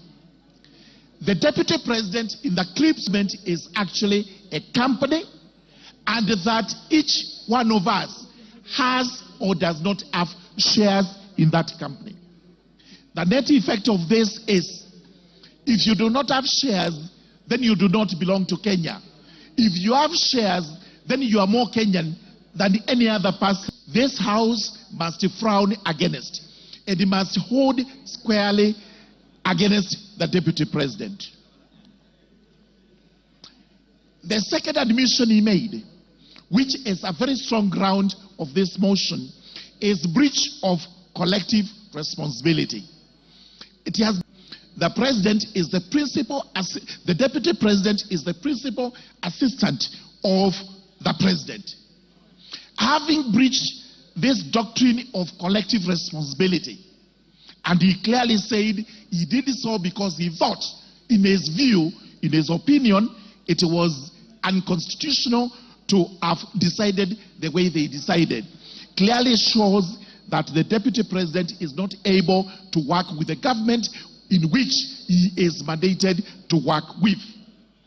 To have actually failed to assist the President so that you speak contra to what the President says is itself insubordination, as we have actually been told. The net effect is that even if the Deputy President was actually to survive this impeachment motion, our question is, where would he work? He cannot work with the President because he made another admission that this motion actually has the nod of the President. We have not had any PG, we have had no meetings whatsoever regarding this motion, but he is convinced that the President has a hand in this motion. If that is the case and he survives, who will he work with? Who will be his boss? Number two, he says whatever they do in the cabinet tinkers on the unconstitutionality. If that is what his position is, that the cabinet as it sits today would actually make decisions, which decisions they would have to execute at one time or the other, which are unconstitutional, which cabinet will he work with? Therefore, it goes without gainsaying that the personality of the Deputy President, His Excellency Rigathi Gachagua, is untenable as far as the presidency is concerned and as far as the cabinet is concerned. 1 minute more. There has been an argument regarding the companies, and Honorable Mutuse has read out the companies which nobody seems to know exactly why these companies were formed. Exactly what was the ulterior motive of forming these companies. But what some of the properties under which the Deputy President aid, stating that these were properties of his late brother, are actually today his properties. Most important is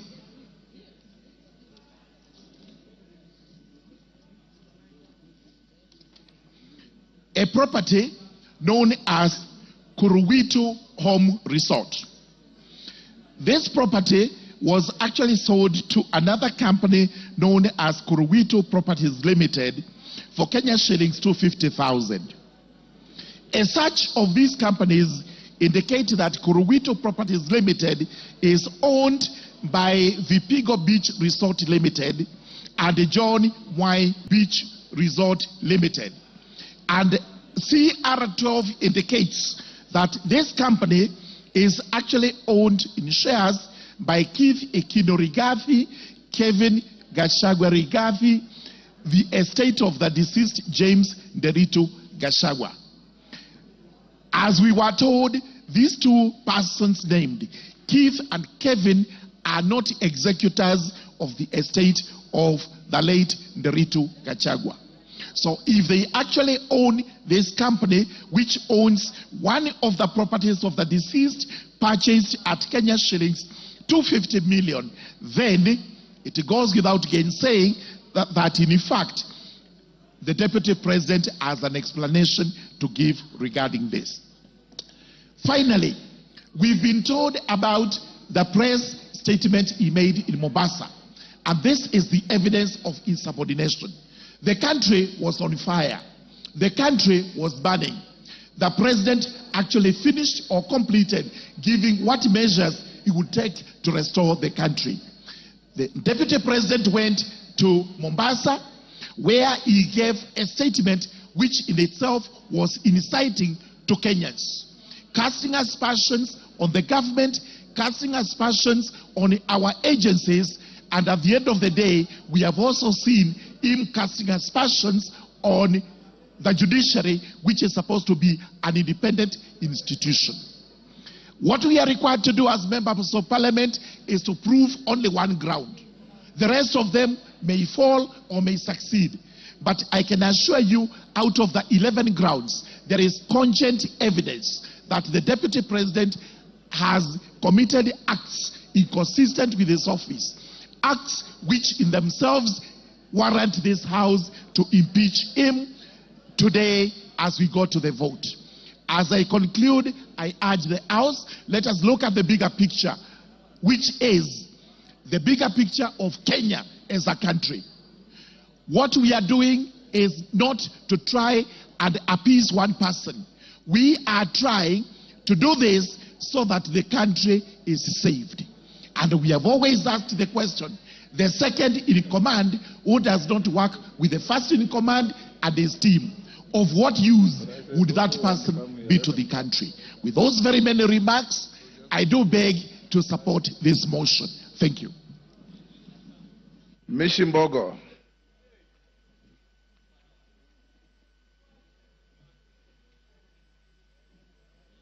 Give her the mic.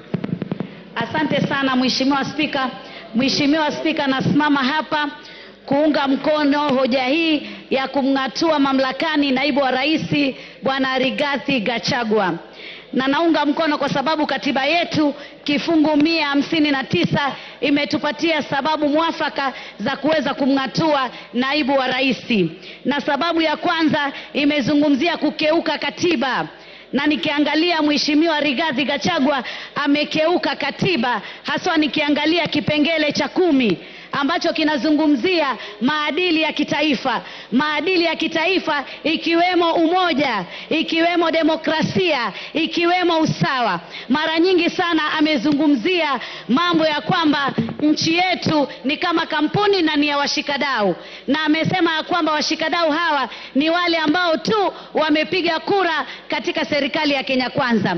Hivyo basi kukiuka maadili katika kifungu cha 10, kwa sababu tunajua Wakenya Wakenya wote wanalipa ushuru na Wakenya wote wana haki sawia, wale waliopiga kura kwa serikali na wale ambao pia walikuwa katika upande ule mwingine, kwa sababu ni demokrasia. Unaweza kuwa upande wa serikali na unaweza kuwa upande wa upinzani. Vile vile pia tunaona katika kifungu 147 kinasema ya kwamba yeye atakuwa ni msaidizi mkuu wa rais katika serikali, na msaidizi mkuu pia atakuwa ni naibu katika zile kazi ambazo rais anazifanya. Lakini je, vitendo vyake vimeonyesha mambo hayo? Vitendo vimeonyesha ya kwamba yeye si msaidizi. Kuna wakati ule wa Gen Z, wakati rais ametoa hotuba hapa Nairobi ya kutoa mwelekeo wa kitaifa na jambo lile, yeye alikuwa Mombasa akitoa hotuba ambayo ili katika taasisi zetu za kiserikali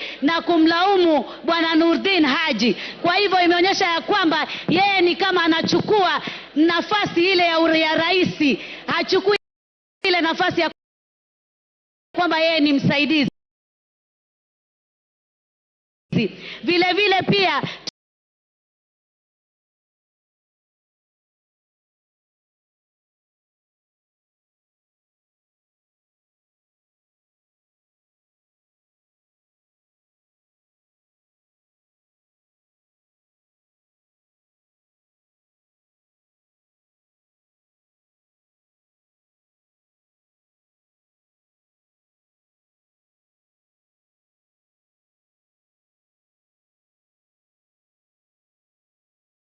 tumeona ya Mheshimiwa Rigathi Gachagua, huna heshima kwa kina mama wa taifa hili la Kenya. Vile vile katika huo utovu wa nidhamu, tunaona sehemu ya Nyandarua alinunua shamba ambalo kina mama walikuwa wamelima mahindi, wamelima viazi, wamelima zile. Angekuwa yeye ana hekima kama kiongozi, angeacha vikue, watu wavune, alafu achukue hilo shamba. Lakini ni kwamba hana nidhamu na wala hana kufikiria Wakenya kama naibu wa rais, na wala hana ubinadamu. Vile vile pia sababu nyingine inakuwa ya kwamba ukikosa ufanisi, Kiingereza incompetence. Na mimi nataka niseme alikosa ufanisi kwa sababu alisema anapigana na pombe haramu na anapigana na madawa ya kulevya. Akaja kule pwani, kazi aliyofanya kubwa ni kutukana viongozi, kusema anajua wanaouza mihadarati, atawataja, atawashika. Aliwashika. Mihadarati iko ama hakuna?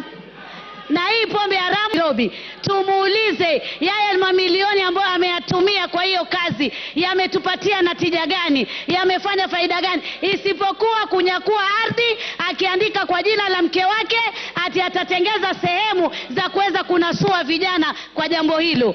Jambo jingine ni kashfa ya KEMSA imezuke na kuiba pesa zile katika kashfa hiyo. Hatuwezi kuwa na naibu wa rais ambaye juzi na jana alikuwa milioni 800, yani kama mali yake. Hivi karibuni ati ni bilioni 5.2 kwa muda mchache tu. Pesa hivi karibuni ati ni bilioni 5.2 kwa muda mchache tu. Pesa hizo umezipata wapi?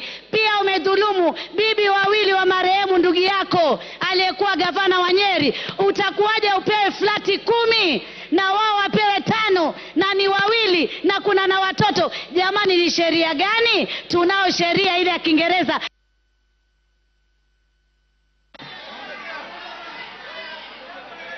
Give her 1 minute.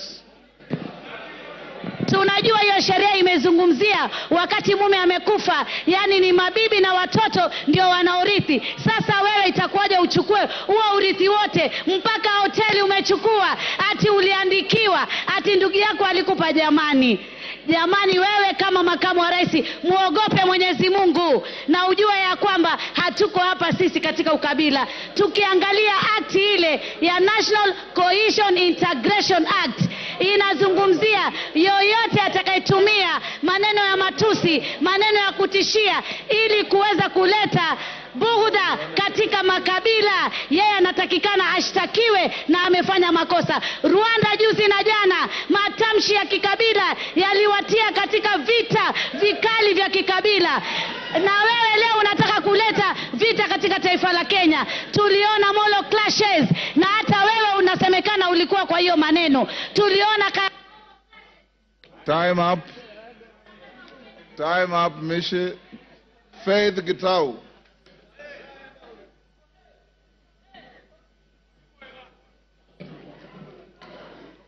Thank you, Honorable Speaker, for according special motion. First, our supreme law of the land expects the presidency, which includes the president and the deputy, to be a symbol of national unity.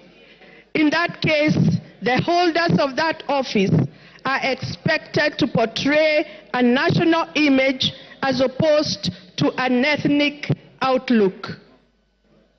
Honorable Speaker, our Deputy President has been at the forefront in advancing a selfish ethnic agenda. For him, it is about his community and nothing more.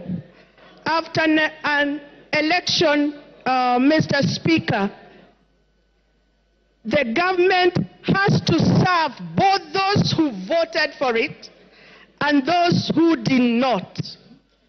It was wrong for the Deputy President to advocate for shareholding in order to discriminate against the rest of the community, against Mount Kenya region. As a county member of parliament, I think I have traversed this nation more than the Deputy President. Secondly, Honorable Speaker, the Deputy President, as the second in command, should act as a father figure to members of parliament and the community at large. Far from it, the Deputy President, during his tenure, has been divisive and very egocentric. For him, it is about me, myself, and I. It is unfortunate that he has lowered the status and respect expected of such high office. Lastly, Mr. Speaker, when we went to the people urging them to elect this government, we gave them an undertaking that women must be respected. It is therefore, it disturbs me so greatly when the Deputy President is at the forefront demeaning women in leadership, particularly those he perceives his enemies. He has no respect for women whatsoever. He has made a scathing public attacks on a woman High Court judge. And in addition, he has been attacking women, and especially members of parliament, me and others included in this house. And therefore, he can never, and he has no respect for women, and he can never work with women. And for those few remarks, I support. Makali Mulu. Yeah, thank you very much, Honorable Speaker, for this opportunity. Honorable Speaker, I want to say the following. Impeachment of a Deputy President is a matter of national interest and international interest, and it's on the basis of that, Honorable Speaker, that people have to be very careful with what they do with this impeachment. Honorable Speaker, I want to remind the House that we are only one of the many parts of the process.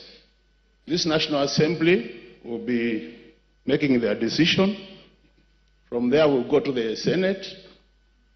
And there is also the courts, if need be.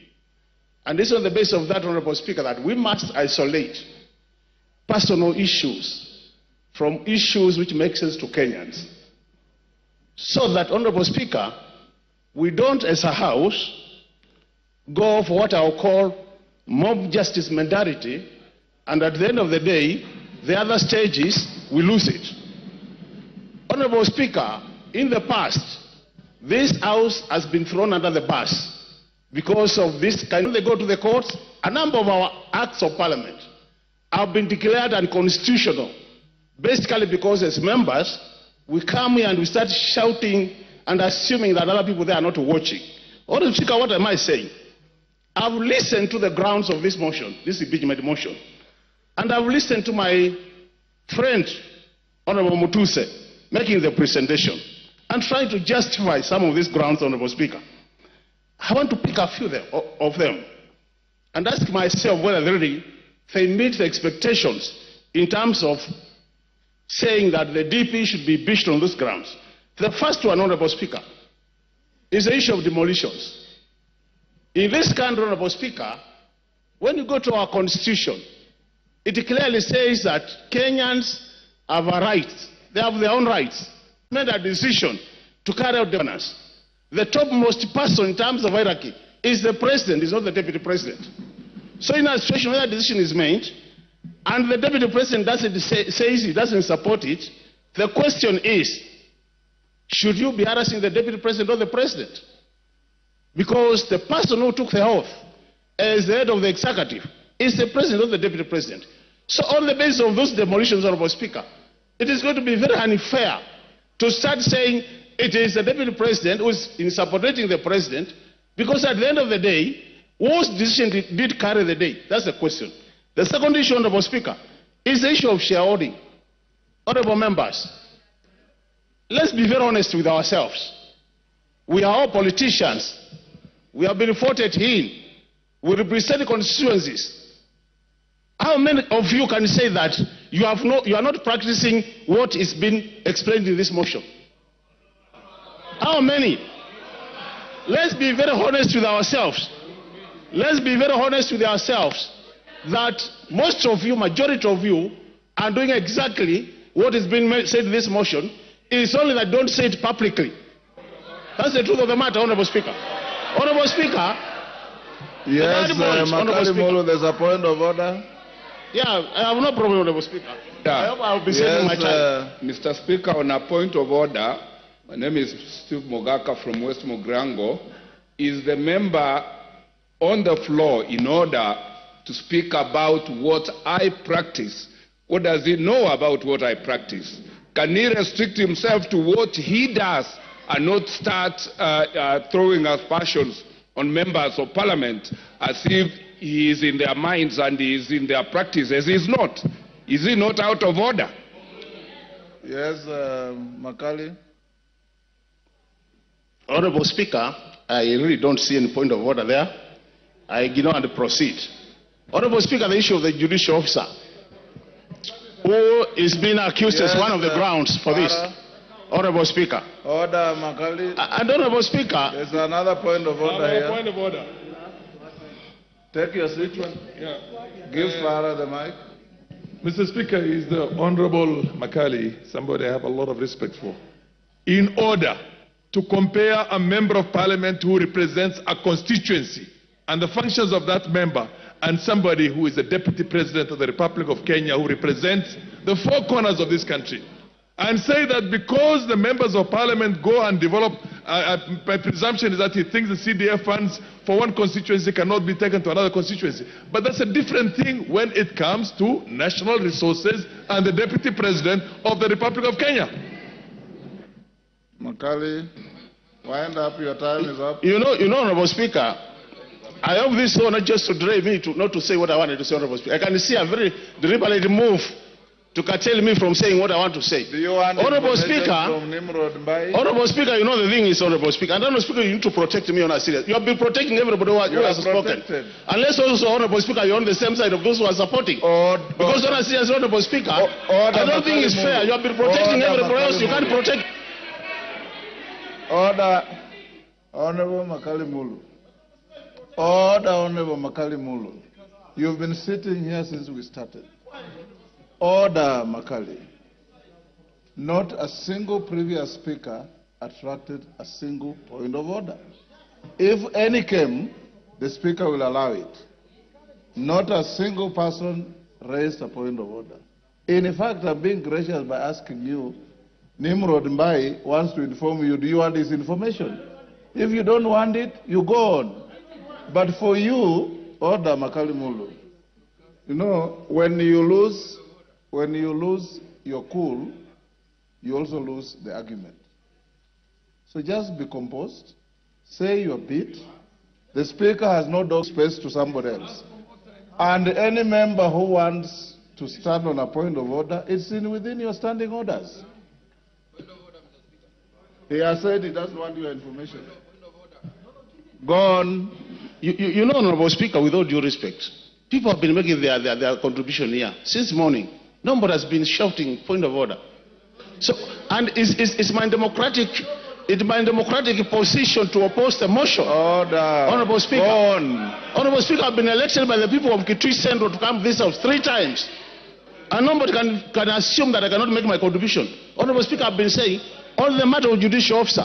Wind up. The judicial officer has been accused of corruption-related matters, Honorable Speaker. And there is a court case, or as we are speaking, conclusion, that as a House we want to make this as a ground for impeachment, Honorable Speaker. This is what we are saying.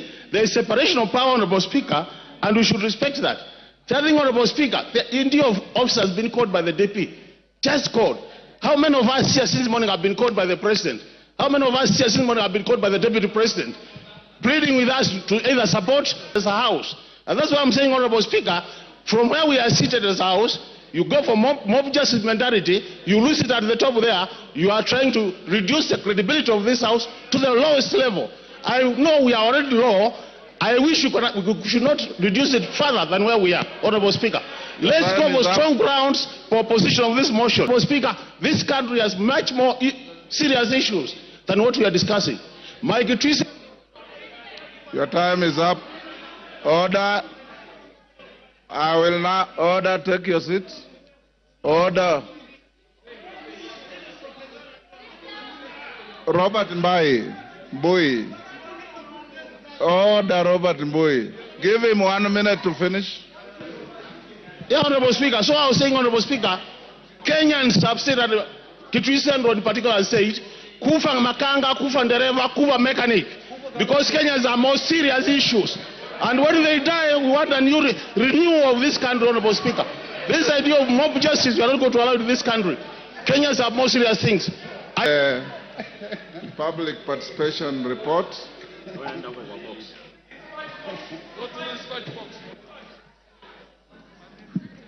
Thank you, Mr. Speaker, for giving me this opportunity. Mr. Speaker, I was just wondering if after speaking to the public participation, that I could also just make my contribution. You have 15 minutes within which you have to speak to all those. Okay, thank you, Mr. Speaker. Mr. Speaker, I'll try. Mr. Speaker, earlier on in the morning, I had tabled before the House. I am, is it vertically challenged? You are loud enough. Go on. Thank you, Mr. Speaker. Mr. Speaker, I was indicating that earlier in the morning I had presented a report of a public participation on the proposed removal from office by impeachment of His Excellency Rigathi Gachagua, EGH, the Deputy President of the Republic of Kenya. Honorable Speaker, this is following the notice of a special motion by Honorable Mwenge Mutuse and in line with Article 1182 of the Constitution. Mr. Speaker, consequently, the House Business Committee approved a public participation program across all 290 constituencies, and I present on behalf of the House Business Committee. Mr. Speaker, I'll speak to the issue of the legal framework of public participation. And Mr. Speaker, Article 10(2) of the Constitution provides for the participation of the people as one of the national values and principles of governance. Mr. Speaker, Article 118 of the Constitution requires Parliament to ensure public access and participation of the people in its affairs. I will not go to the details, and we can read it for ourselves because of time. Mr. Speaker, I wish to note on my own behalf that participation is not really necessary, even though the courts are pronounced that they are. In my view, they are not actually necessary in quasi-judicial processes like this, because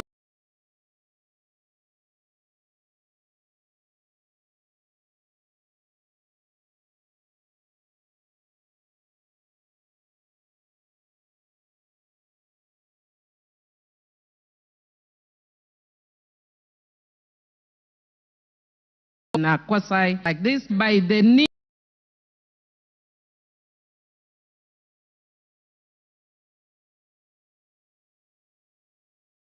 of acting without unreasonable delay. The special motion for removal from office by impeachment of the Deputy President was therefore processed in accordance with the timeline set out under Standing Order 64. Mr. Speaker, in buttressing the necessity for expedited consideration of special motions, previous speakers of the National Assembly of Kenya expressed themselves on the question of timelines for considering special motions by the House when the special motions were filed proposing the removal by impeachment of the then Cabinet Secretaries, Honorable Anne Waiguru, Honorable James Macharia, Honorable Kaimenyi, and more recently, Honorable Mithika Linturi. In all the foregoing instances, the Speaker emphasized the need to dispose of a special motion as soon as is practicable to remove the anxiety of hangman's noose from the neck of a state officer proposed for impeachment. Mr. Speaker, you have seen the level of anxiety that the Deputy President has undergone, and indeed when he was actually giving the press statement yesterday, he was almost in tears. And that is why the House hastens the process so that the emotional turmoil is lessened having gone through this process, Mr. Speaker. Mr. Speaker, the Clerk of the National Assembly published advertisements on the 2nd, 3rd, and 4th of October and invited written submissions via hand delivery, post, or email until the 5th of October 2024. Mr. Speaker, all these were also advertised. In this exercise, a public view template was made available to the public in both English and Kiswahili to guide submissions. On the 3rd and 4th of October 2024, 40,000 copies of the public view templates were also circulated as newspaper pullouts. This template was designated to provide clarity and precision in responses, whether for or against the motion. Number 2, to supplement other means of public input. And 3, to ensure both qualitative and quantitative feedback was captured, which is actually as has been directed by the courts in the past. Mr. Speaker, I just want to indicate that many means were used, including radio, TVs, and other means to publicize this process, including Twitter, or formerly, currently X, or formerly Twitter, and Facebook pages. Mr. Speaker, the public was invited to submit views either in support or in opposition of the special motion or offer other views. Mr. Speaker, I wish to law and duties. Mr. Speaker, people participated in various ways, as was witnessed both on electronic and social media, Mr. Speaker. And Mr. Speaker, many Kenyans who are participated very expressively. Mr. Speaker, I think many of us saw people expressing their views in many ways, some of which I will explain later. However, Mr. Speaker, by the nature of newsmaking, we saw the areas where the views were expressive, but much less in the areas where the views were not that expressive. Mr. Speaker, if you look at the report, and I want to download the views in constituencies very peacefully. But Mr. Speaker, as I want to repeat, that by the very nature of newsmaking, what we will see are the dramatic scenes. And those we saw, I don't think it is shame aside, it's their right and they can share.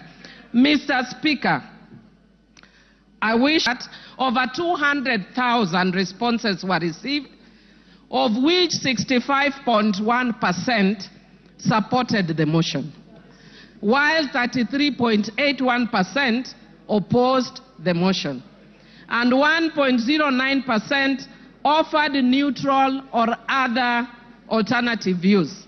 Mr. Speaker, some of the members in contributing have actually alluded to some of those alternative views.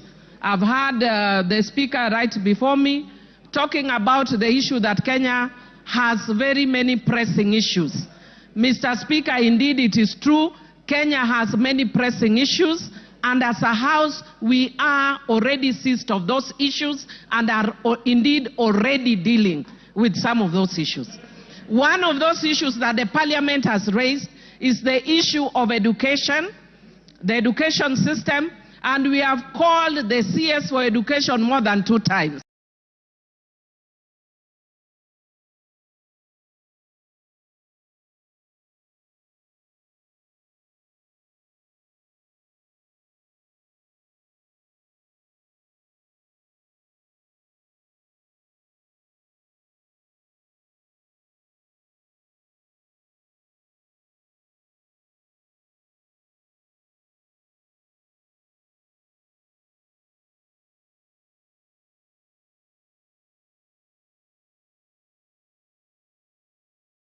For education more than 2 times to deal with that issue.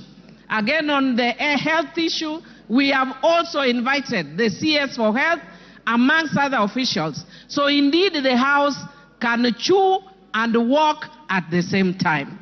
Mr. Speaker, when a motion is brought of this magnitude, Parliament, by its own standing orders, must stop everything else and give priority.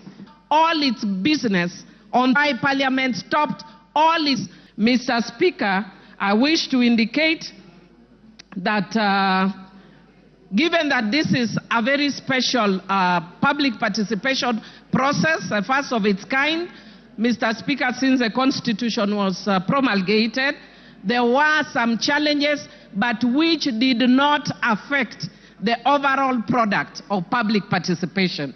Mr. Speaker, some of those challenges were as follows. Mr. Speaker, there was political interference at public forums such as Bomas of Kenya and Murang'a. Mr. Speaker, there was violent disruptions in areas like Olkalau, Kipipiri, and Nyeri Town. Mr. Speaker, there was incomplete or unclear submission, including forms without identifying information or contradictory responses. Mr. Speaker, there was low turnout in some constituencies due to insecurity, such as in Bura. Mr. Speaker, public expectation for monetary compensation for participation was also experienced. Mr. Speaker, there was late submission of forms and memorandum in some instances. There were threats of violence towards officers and inappropriate language in some email submissions. And Mr. Speaker, there was pressure from some constituencies such as Olkalau and Kipipiri for officers to declare results prematurely. On the whole, Mr. Speaker, most places in the country went on uninterrupted. And the results that I just indicated to you, Mr. Speaker, are based on that. Mr. Speaker, because of time and I would like other members to speak, I would want to invite members to look at the report that has been tabled by the House Business Committee. Mr. Speaker, I'll just speak very briefly on my own account. Mr. Speaker, I wish to indicate on my own account as a member of Suba North constituency that what we are going through post-2010 constitution, I want to agree with the honorable member that has spoken and said that it's a very important process because indeed it is. Mr. Speaker, it is a defining moment constitutionally and a first of its kind since 2010. It is both a legal and a political process. Mr. Speaker, the Supreme Court in the Sonko's case confirmed that impeachment is not just about civil liability or criminal culpability, but it's about accountability, political governance, as well as policy and political responsibility. Mr. Speaker, I'll speak very briefly to that in the end, but I want to speak to the issue of grounds. I'll be very brief, Mr. Speaker. Mr. Speaker, there are 3 grounds that have been given under Article 150 of the Constitution. Mr. Speaker, I want to speak to the issue, the 3rd ground, which is gross misconduct. Mr. Speaker, I have actually looked at the Constitution and there is no definition of gross misconduct. I have looked at our laws and there is no definition of gross misconduct. Mr. Speaker, Black's Law Dictionary defines gross misconduct as a dereliction of duty, unlawful or improper behavior. Mr. Speaker, on that account alone, virtually every ground that has been stipulated here would amount to gross misconduct. Mr. Speaker, speaking as a governance expert, perhaps it's one of the areas we may want to change in future in the Constitution. Because I was saddened when Nancy Baraza was removed from office for just touching somebody's nose. Only. Even pinching. Yeah? Touching somebody's nose. So, Mr. Speaker, what I would like to say, Mr. Speaker, is based on these grounds, it is easy to impeach. Mr. Speaker, if you just had me 1 minute, please. Mr. Speaker. Okay, you have 1.5. Thank you, Mr. Speaker. Mr. Speaker, I would just want to say that I've been by nature, I know I'm a very tough person, but by very nature, I'm also very empathetic. And I've been sympathizing a lot with the Deputy Speaker, especially, Deputy President, sorry, especially when he prays, because I'm also a prayerful person. But Mr. Speaker, I would want the Deputy Speaker to learn from this. Deputy President. Sorry, Deputy President. Sorry, I don't know why I keep going to Honorable Gladys. Mr. Speaker, in my book which I've just released, Rig or Be Rigged, Principle 9, the power of words, taming the tongue. Mr. Speaker, if the Deputy President had been quiet, he would have carried many people in this house. But he did not tame the tongue. And every time he spoke, he's just showing further and further division of the country.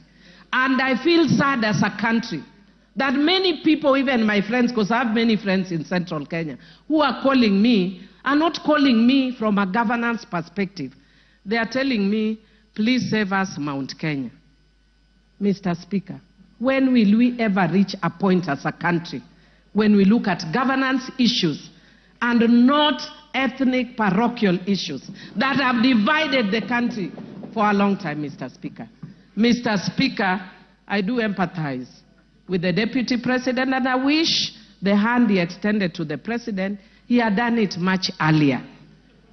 Mr. Speaker, I hope he learns from the experience of Coriolanus of ancient Rome, who had won many battles, and his fame preceded him. But when he got in politics, his mouth brought him down. Mr. Speaker, I support. Gladys Sholay, not information. There's nobody on the floor. Speak. You wanted to speak. Okay, but just allow me to correct one issue, to have pinched the nose of someone. It was never confirmed. The CCTV footage did not reveal it, and she was found with no guilt on that point. So as a woman leader, I want to correct that. Nancy Baraza served this country faithfully. So let us correct the Hansard. Thank you. Go on. Honorable Speaker, I can proceed. Thanks, Gladys. Go on. Yes, I am. Okay. Honorable Speaker, thank you very much. And again, before I proceed to support this motion, allow me to clarify just one issue. I have been accused by the Deputy President of bias, indicating that I cannot that when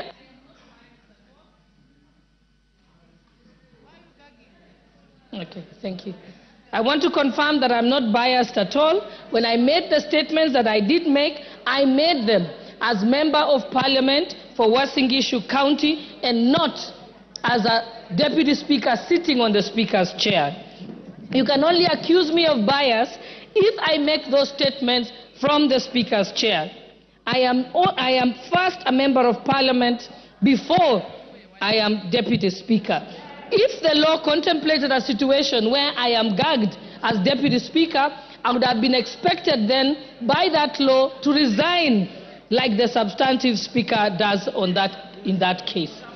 And therefore now I want to proceed to go on to support the motion, speaking as an ordinary member of Uasin Gishu County and not as Deputy Speaker.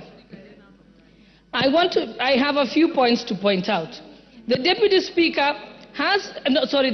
President has been engaged in various conducts that meet the threshold for impeachment.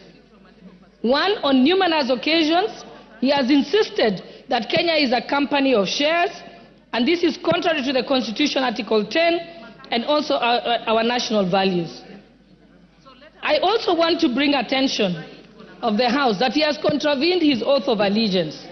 When he took his oath of allegiance, he says, in full realization of the high calling, I assume as Deputy President of the Republic of Kenya, I swear and affirm that I will be faithful and bear true allegiance to the Republic of Kenya.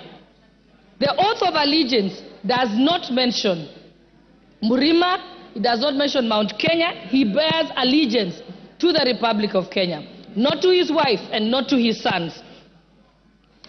So he has gone against his oath of allegiance. I also want to go on to refer to the press conference that the Deputy President held in Mombasa on the 25th of June, 2024. In that particular press statement, he distanced himself from the Finance Bill 2024. As a member of Cabinet, in his position as Deputy President, he is collectively responsible for all the decisions that are made in Cabinet, and therefore, in distancing himself, he violated Article 153 of the Constitution.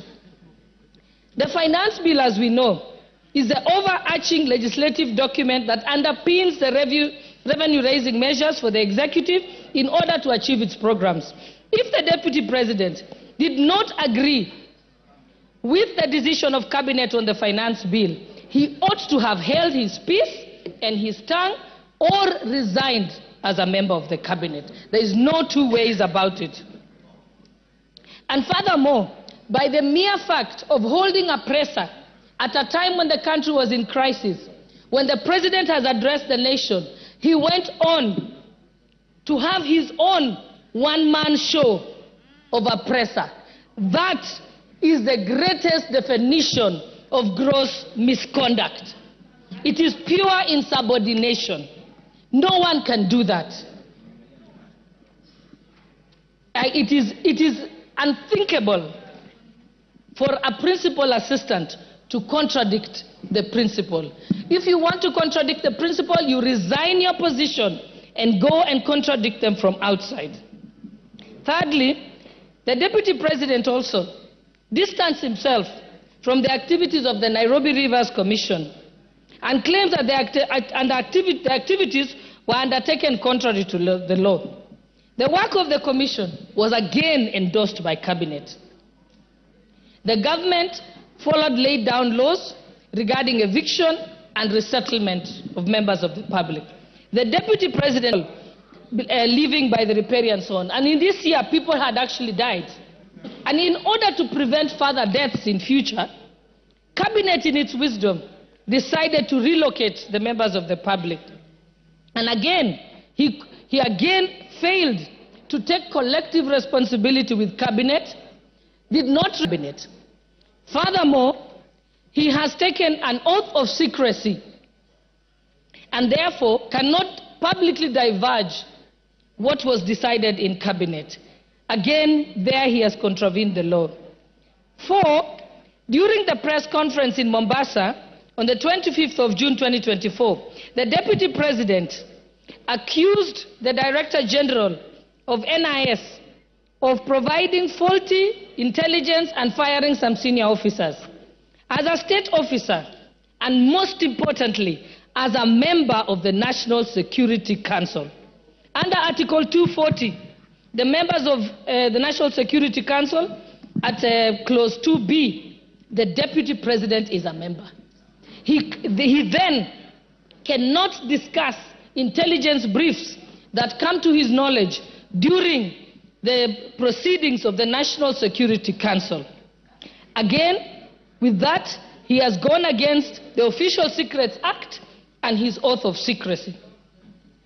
And even if he had any reservations, he has opportunity to the President in person, but not to come as if he's an ordinary citizen who is in the opposition and then speak about it in public. That is wrong. In fact, it is juvenile. It reveals him as a person who is unhinged and cannot control their tongue. Nairobi, which was presided over by the Deputy President, with some members of Parliament present, he was involved in leading chants that said, Ruto must go. Ruto is a one-term president. He never denounced those statements. What that amounts to, Section 40, and I will read it out, just that there is no doubt. It says that any person owing allegiance to the Republic of Kenya or else of Kenya,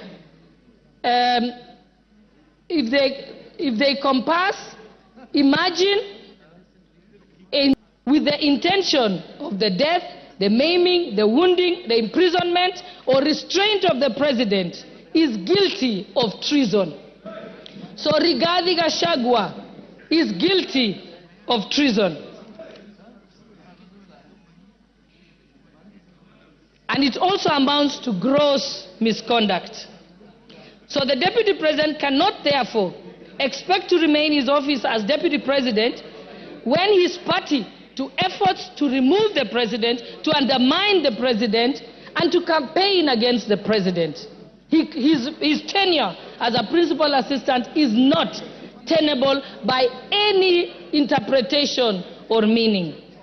And 6, during his appearance in church in Meru, the Deputy President insinuated that if he is removed, the tribes of Kenya who are native to the Mount Kenya area will revolt and be violent. Again, that is treason and other allied offenses. And he also goes against the National Cohesion and Integration Commission Act with his utterances that relates to ethnic profiling.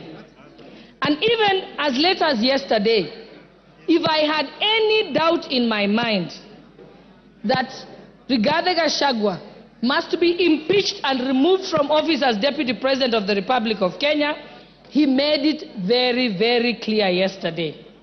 Yesterday, he went on to disclose details of the Kenya Kwanza pre-election pact. This is contrary to non-disclosure agreements that were signed by parties. And without any due regard to these non-disclosure clauses, and without seeking consensus from other principals who are party to those pacts, he went on to sing like a parrot on national television. That is unbecoming behavior of a person who holds an office as high as that of the Deputy President of the Republic of Kenya. And lastly, I want to point out that all the violations that I have set out in support of this motion were brought upon and the evidence said by the Deputy President himself. This is not from anywhere. It's from his own very utterances. Practically, this is what the Deputy President has done. He has dosed paraffin on himself and he has lit the match all by himself without the help of anybody else. And so he has only himself to blame. I support this motion Thank you, Honorable Speaker. Adan Kainan. Thank you, Mr. Speaker. Mr. Speaker, from the onset, allow me to thank the Honorable Mutuse for being courageous, for being focused, and I'm sure in honor of the history of this country, Mr. Speaker, and the history of the 13th Parliament, Mr. Mutuse, you will be appreciated. Mr. Speaker, having said that, I've also gone through this impeachment clauses, Mr. Speaker. The 11 clauses, Mr. In those definitions, Mr. Speaker, I have missed an iota of resemblance on anything that I can associate with those actions and the activities of the Deputy President, Mr. Speaker. Mr. Speaker, these clauses, we are a member of Parliament. We as members of Parliament, Mr. Speaker, our work is to protect the Constitution. Our work is to oversight, and our work is to do one of these things that have been demanded today by this impeachment, Mr. Speaker. Mr. Speaker, in all these clauses, the common denominator is the DP has abused his office through corruption, through tender pre-lawyering, through disparaging and disobeying his boss, through undermining devolution, and Mr. Speaker, equally also by being a threat to our sovereignty. Mr. Speaker, this country is a collection of many nation states. The Kikuyu nation, the Somali nation, the Luo nation, and this is what we are proud of, Mr. Speaker, and this is what constitutes the sovereign Republic of Kenya, Mr. Speaker. Mr. Speaker, the other day, and I want to repeat this, and you will excuse me for saying this country has a very rich history. In 1982, one gallant son from northern Kenya called Gerald Mahmoud saved the Kenyans from militarism. And I think we all appreciate it. He's still alive.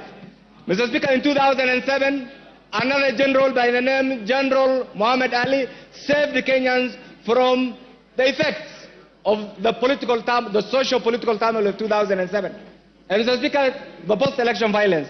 In 2024, another son from that region, Nurdin, has also saved this country from the effects and activities of Rigathi and his cohorts, Mr. Speaker. Mr. Speaker, that doesn't take away the contributions of many other Kenyans. Mr. Speaker, in all this, what I have gathered, and we have been in Parliament together, we are doing a favor for Rigathi. We are doing a favor for the executive, members of the executive. We must save Rigathi from the members of the executive, the other members, because he's a threat to their continued performance of their job, Mr. Speaker.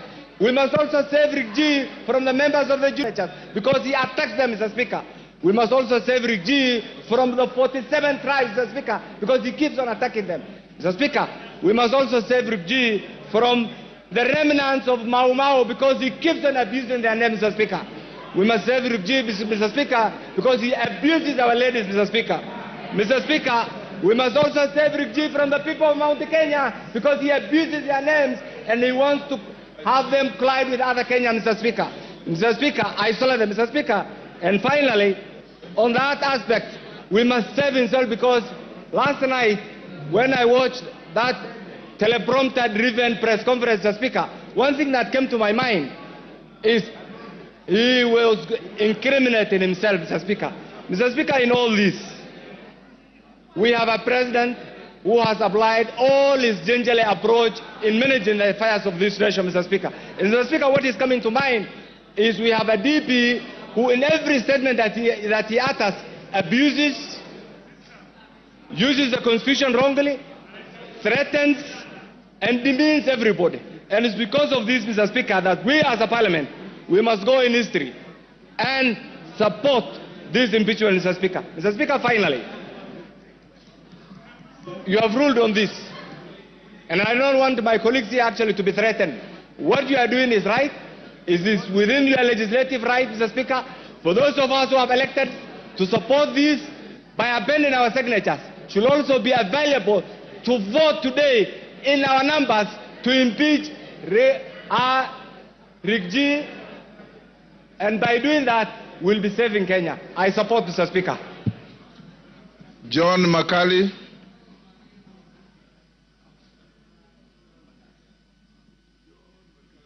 John Makali. Give me the mic. for the opportunity you've granted me to also weigh in on this motion. Honorable Speaker, we are facing a constitutional moment where our constitution is being tested. At the outset, let me state that I have nothing as against the Deputy President or where he comes from. But, Honorable Speaker, the Deputy President is not an ordinary person. The Deputy President is actually the second in command in our nation. Before he assumes office, Article 74 of the Constitution requires him to take an oath of office. And, Honorable Speaker, I've looked at the oath of office of the Deputy President. It requires him to be faithful to the Republic, to give counsel and advice to the President without fear or favor. And Article 74 of the Constitution requires, Article 75 of the Constitution requires that in the conduct of a state officer, he needs to bring honor and dignity to the office he holds. Honorable Speaker, looking at the grounds that have been availed, I want to state here categorically, Honorable Speaker, that the Deputy President has violated the Constitution and his oath of office. Why do I say that, Honorable Speaker? One, the Constitution of Kenya, which the people of Kenya gave to themselves, requires that Kenya is a unitary state, regardless of the regions it has. Equally, Article 10 of the Constitution puts national unity, patriotism, as a key component of our national values in the discharge of our duties. Several other times, and I want to speak to this very clearly, Honorable Speaker, when the Deputy President, the truthful man he says he is, attended a church service in Bungoma, and we actually requested that we had several other problems which needed to be handled, specifically blocked road programs, employment opportunities.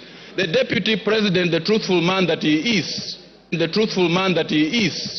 told us on our faces that according to the votes which we got, whatever we had gotten was enough and we had no duty to keep on asking for more projects. That is the Deputy President who is supposed to be the principal assistant to the President and who is supposed to portray national unity. Equally, Honorable Speaker, and having served in the Kano government, still recall the way the office was occupied by the Honorable, unfortunately late, George Saitoti, Kijana wa Malwa, and indeed the fine gentleman that we have in politics now, Honorable Kalonzo Musyoka. Those people, Mr. Speaker, understood their job. If I were to stand today and accuse the Honorable Rigathi Gachagua, I would accuse him of only one thing. He does not get it. This particular job, he does not know the job description of a deputy president. For one, Mr. Speaker, the Constitution of Kenya says that there shall be a president. And then that president will be assisted by a deputy president. Now, assisted by a deputy president. That means, Mr. Speaker, that our Constitution foresees a situation where we have one driver and one makanga. And one is not trying to do the job of the other. Now, how did we get into a situation, Mr. Speaker, where we now have two bosses in the country? We have the president, who is the boss, and we have the deputy president, who says he's also the boss. Now, if there is something that we have to do in this house, is to resolve that dispute. The country cannot run when we have... Give Wamchomba the mic. Yes, Mheshimiwa. Mr. Speaker, I rise on a point of order to just ask whether the word makanga is parliamentary. I just need a clarification. The word makanga, whether it is parliamentary language. Is the member in order to use that kind of language today? Honorable Wamchomba. Order. Yes, Millie. Yes, Millie. I don't know if Honorable Sunkuli has allowed me to inform you. Yes, yes. Yes, Mr. Speaker, I just wanted to inform Honorable Sunkuli that you can use those words so long as you put in inverted commas, because you are reporting. So when it is reported, like in the case where people are talking Kufa Makanga, Kufa Dereva. Mr. Speaker, I even wanted to speak to it by saying that it is actually people saying that are crucifying the DP. By saying he should Kufa,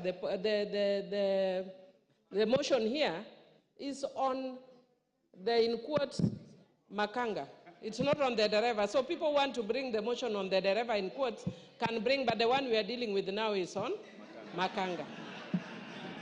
But for Honorable Amchomba, language is dynamic. It's living. It grows. That's why you now find Kiswahili words in the Oxford English Dictionary. And by ordinary usage, every single Kenyan knows what Makanga means. And Sunguli was not mixing languages. He spoke in the manner like he was quoting. I will definitely need another extra time. But Mr. Speaker, so our constitution foresees a situation where the president and the deputy president operate in harmony. Now, Mr. Speaker, if your principal job is to assist the president, and your marriage with the president is now irretrievably broken down, the only purpose of this house is to say that there is actually no more marriage, and that the deputy president can no longer perform his duties as a deputy president. And so, if that happens to be the situation, then what remains? I remember the late President Moi telling us that the problem with Africans is that they don't resign until they are kicked out. In this particular situation, because the marriage is irretrievably broken down, it ought to be the case that the deputy president ought to say, as a gentleman, that this thing is not working, I'm going to leave it. He has said that this is like a company. And in a company, people exist in order to have a common good. And the mixture of strategy and vision and deep understanding of their core business is what will bring fruits to this job. Mr. Speaker, I believe myself that there are two mistakes that have been made here that need to be looked into by this House. One is that the Deputy President ought to believe in the Republic of Kenya. Because if I look at the number of times, if I Google the number of times the Deputy President has pronounced the word Mount Kenya, and the number of times he has pronounced the name Kenya, the number of times he has said Mount Kenya are more than the times he has said Kenya.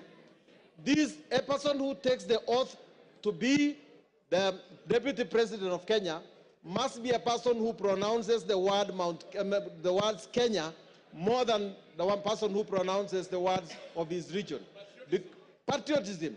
And secondly, the person must actually believe in his boss and must... Give him 1 minute. Mr. Speaker, if your core business is to work for your boss, you must believe in Kenya. If you don't believe in Kenya, that you believe that your responsibility is to look after the shares of your side of Kenya, then what are you doing with the rest of the country? Mr. Speaker, I want to finish by urging that next time we appoint a deputy president, next time the president appoints a deputy president, let him understand that that is a serious business. You must appoint a person who will actually understand that he's going to be a president if something bad happens. Don't do it just because he brings votes. Let us be serious about this responsibility, because that is where we are going wrong. Someone is saying that he qualifies just because he brought in the votes, not because he can actually appeal to the rest of the Kenyans and can be trusted by the rest of Kenyans. I therefore, Mr. Speaker, vote to impeach. Osoro. Thank you very much, Honorable Speaker. Honorable Speaker, from the onset, I want to state that I support this motion entirely without putting... Honorable Speaker, I want to remind the honorable members that Clinton was almost impeached, or the impeachment attempt against Clinton in 1998 was out of the Monica Lewinsky. Read your history properly. He was actually impeached. Exactly. Monica Lewinsky matter. Of course, it was overturned later by the courts and other issues, but I'm saying it was out of that scandal, the very small scandal of the sexual scandal in White House. Honorable Speaker, I want first to start by proposing this question, Honorable Speaker, to honorable members. How would you feel that when you eventually transit to the next world, you are dead, that your brother or the person that you choose to entrust to take care of your wife and your children's property decides to start using those property for his own personal use? As members, how would you feel that? That is the question that honorable members should be making, should be answering themselves before they vote today, later today, Honorable Speaker. Honorable Speaker, the late Governor Rigathi Gachagua passed on 24th of February 2017. Between 2017, Honorable Speaker, to 2024, it is indeed true that the late governor then, amongst Mwai, Madenge, and Joroge, he entrusted Mr. Rigathi, the Deputy President, as the executor of his will. But, Honorable Speaker, between 2017 and 2024, the property that, and this is, Honorable Speaker, is in the documents that Mwengi Mutusa has shared, Honorable Mwengi Mutusa has shared with us and tabled in this House, that between 2017 and 2024, he's been able to alter or tamper with those companies, make himself directors in some of those companies, transfer some of those properties to himself, disinherit some of the beneficiaries, the kids of the late, and put them to himself. And then one particular case, Honorable Speaker, is the Olive Garden Realtors, Honorable Speaker, that was actually altered on 2nd of March 2022, using the position of power to his own advantage, Honorable Speaker. How can you explain that? He'll then tell you, Honorable Speaker, that I bought, it's willing buyer, willing seller. Really? Does it mean that all your money that you've acquired, which is also questionable, the only property that you could identify is the property that is under the care or is supposed to help the family and the widows of your late brother? How wicked can we be? Then you come in full glare of camera and tell the members of the public that please let my brother rest in peace. I decided to hold this property in trust for them, when the brother, the kids, the widows, and the daughters and sons of the late are languishing in poverty and complaining and crying. It is total shame. You cannot use your position for that. Honorable Speaker, these are practical examples, and I'm telling honorable members to acquit themselves and go through ground 7, Honorable Speaker. It is actually on page 16 to 30. This is nothing but gross violation of the law, Honorable Speaker, taking advantage of their own power, Honorable Speaker. Honorable Speaker, and even to prove that, you will realize that those companies, by the time the companies were some of them were being registered, the new ones, and the time the transfer of these properties were taking place, Honorable Speaker, the whole thing is actually contemporaneous. You need not to be a rocket scientist to know that clearly this is fraud and this is this was taking advantage of the late. I want to remind the Honorable Deputy President of the good book in the book of Proverbs chapter 15, verse 25, that the Lord will tear, that's what the Bible says, that the Lord will tear down the house of the proud, but he will establish the boundary of the widow. That is why we are here today. If there is no other reason that has brought us here, Honorable Speaker, it is to protect the family that is being disinherited of their property under coercion, blackmail, and threats. If there is no other reason, Honorable Speaker. And that is why, Honorable Speaker, even it's actually biblical again. In the good book, Honorable Speaker, of the book of Exodus 22:22, that do not take advantage of the widow, do not take advantage of the fatherless. If you do, and they cry to me, I will certainly hear their cry. And my anger will be aroused, and I will kill you with the sword. Today we are using the sword to impeach you, just to protect the children that are suffering, that you threatened, that you blackmailed, that you told that if you dare speak or utter a word, I am the Deputy President of Kenya, elected by 7.2 million people. I will finish you. Finish who? Speaker, I mean, there is nothing more for me, Honorable Speaker, on this matter. There is nothing more than cabinalism. I mean, really, like you are left under the care of the properties of your brother. Then you take them to your advantage, your immediate brother. Then on TV you tell us that, you know, in the will, my brother gave me, and then he gave my wife, then he gave my sons. What about his children? What about his widows? What about his sons? What about, how proudly can you say that you are only enjoying the property of your brother? For that reason alone, Honorable Speaker, we say Gachagua must go. If there is no other reason, today Gachagua must go. Honorable Speaker, I relate this case with the case of Honorable Speaker, where the members... Yes, Kipchumba. Timothy Kipchumba.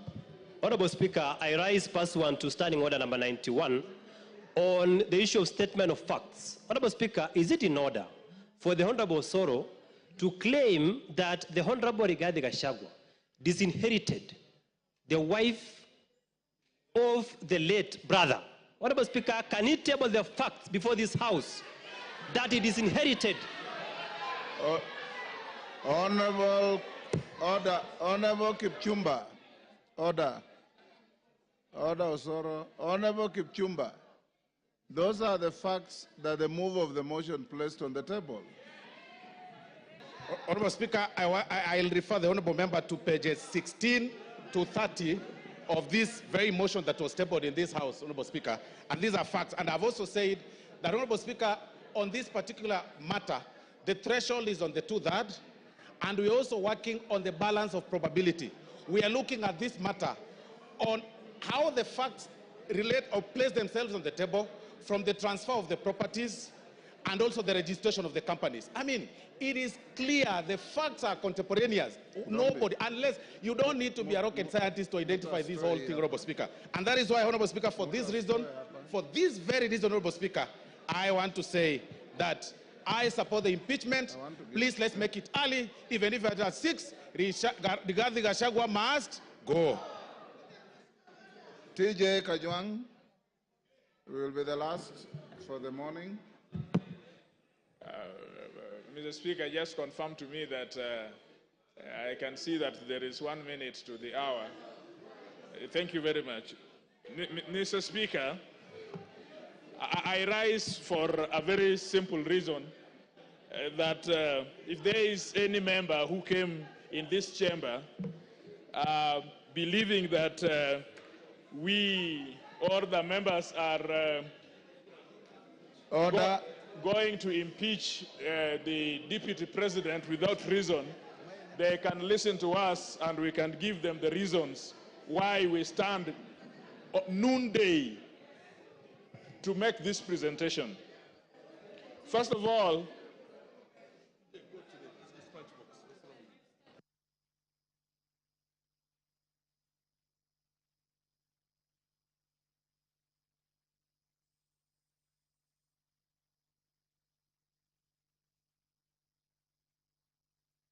member for Machakos County, what is the problem?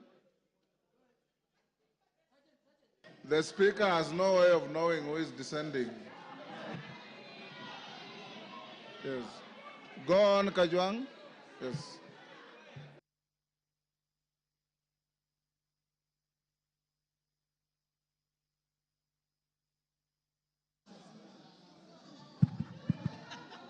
Yes, Ngusia, what is the problem? Mr. Speaker, TJ Kajwang, 1 minute. I have come to make a very small presentation as the member of Ruaraka.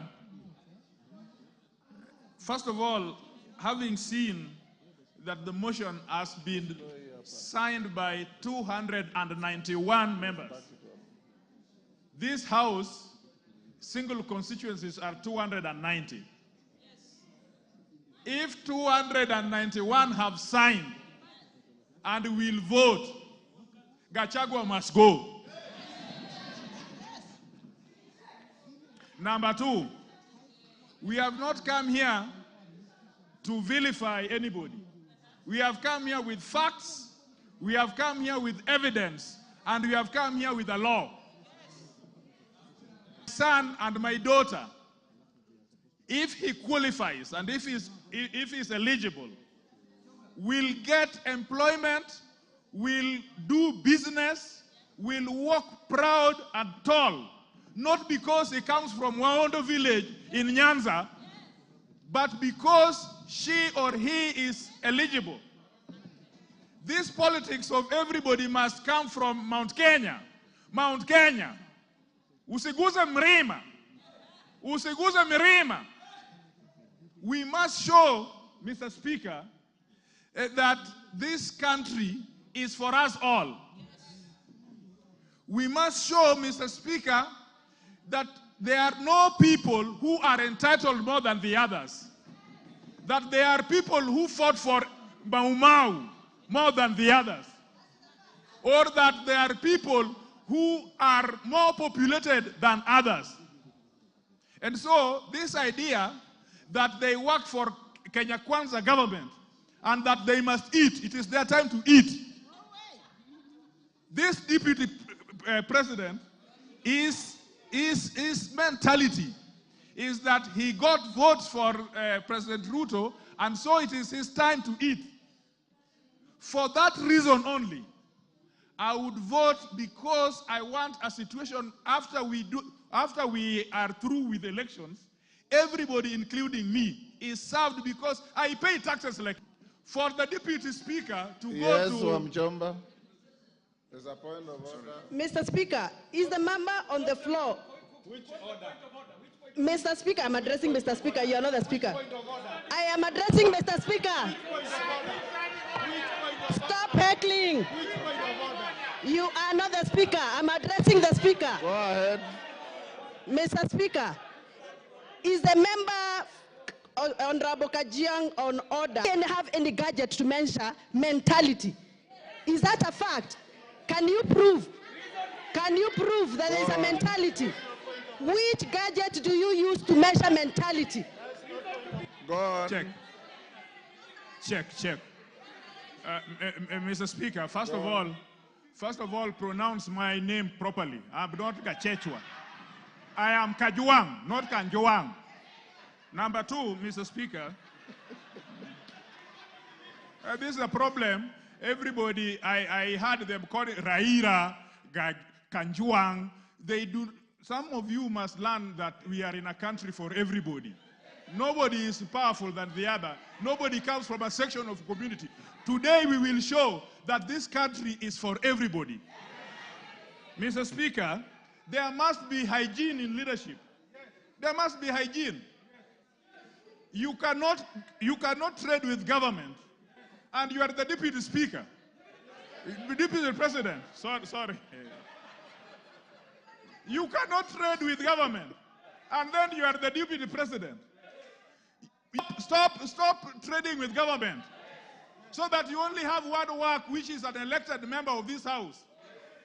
So evidence has been laid before us, and we are clear on page 16 of this evidence that him and his family, first of all, he thinks that his family, it is all right if his family trades with the government. He has not read the Leadership and Integrity Act. You yourself, your wife, your mother, your son, your daughter must not trade with government. Only on that basis, I think that there is a situation here which we must save. The third one, Mr. Speaker, he is principal assistant to the president. If we don't deal with this thing today, all vice presidents or deputy presidents will think that the president is age mate. There must be a distinction between a president and a deputy president. This one, at least the president has allowed him to chair the cabinet. At least the president has allowed him to be the chairman of IBEC. Now, well, the law has allowed him to be the chairman of IBEC. What would happen if, as the chairman of IBEC, he is only giving budget allocations to people from Mrema? What would happen if he is the chairman of IBEC, only give speaker? The last thing I want to say, this presidency as it is so dysfunctional that even if we left it today, there would be a problem in presidency in such a manner that would undermine national integrity and national security. I don't need the information. I just have 1 minute to go. Thank you. Finish up. Yes, Finish up. Yes, Mr. Chairman. Mr. Speaker, we are not going to impeach him because of what that speaker had talked about, that we are lynching or that is a mob. We have carefully considered, and the law is that we are not talking about civil liability or culpability. We are talking about accountability. We are talking about political governance and political responsibility. And so all those things that he has said out there, he must take responsibility for. And we are politicians. We are not a court of law. He will be tried in Senate. Ours is just to initiate this process. And the same he got from his brother and so on. They will investigate and find out, did he pay tax for them? When he filed his report and said that his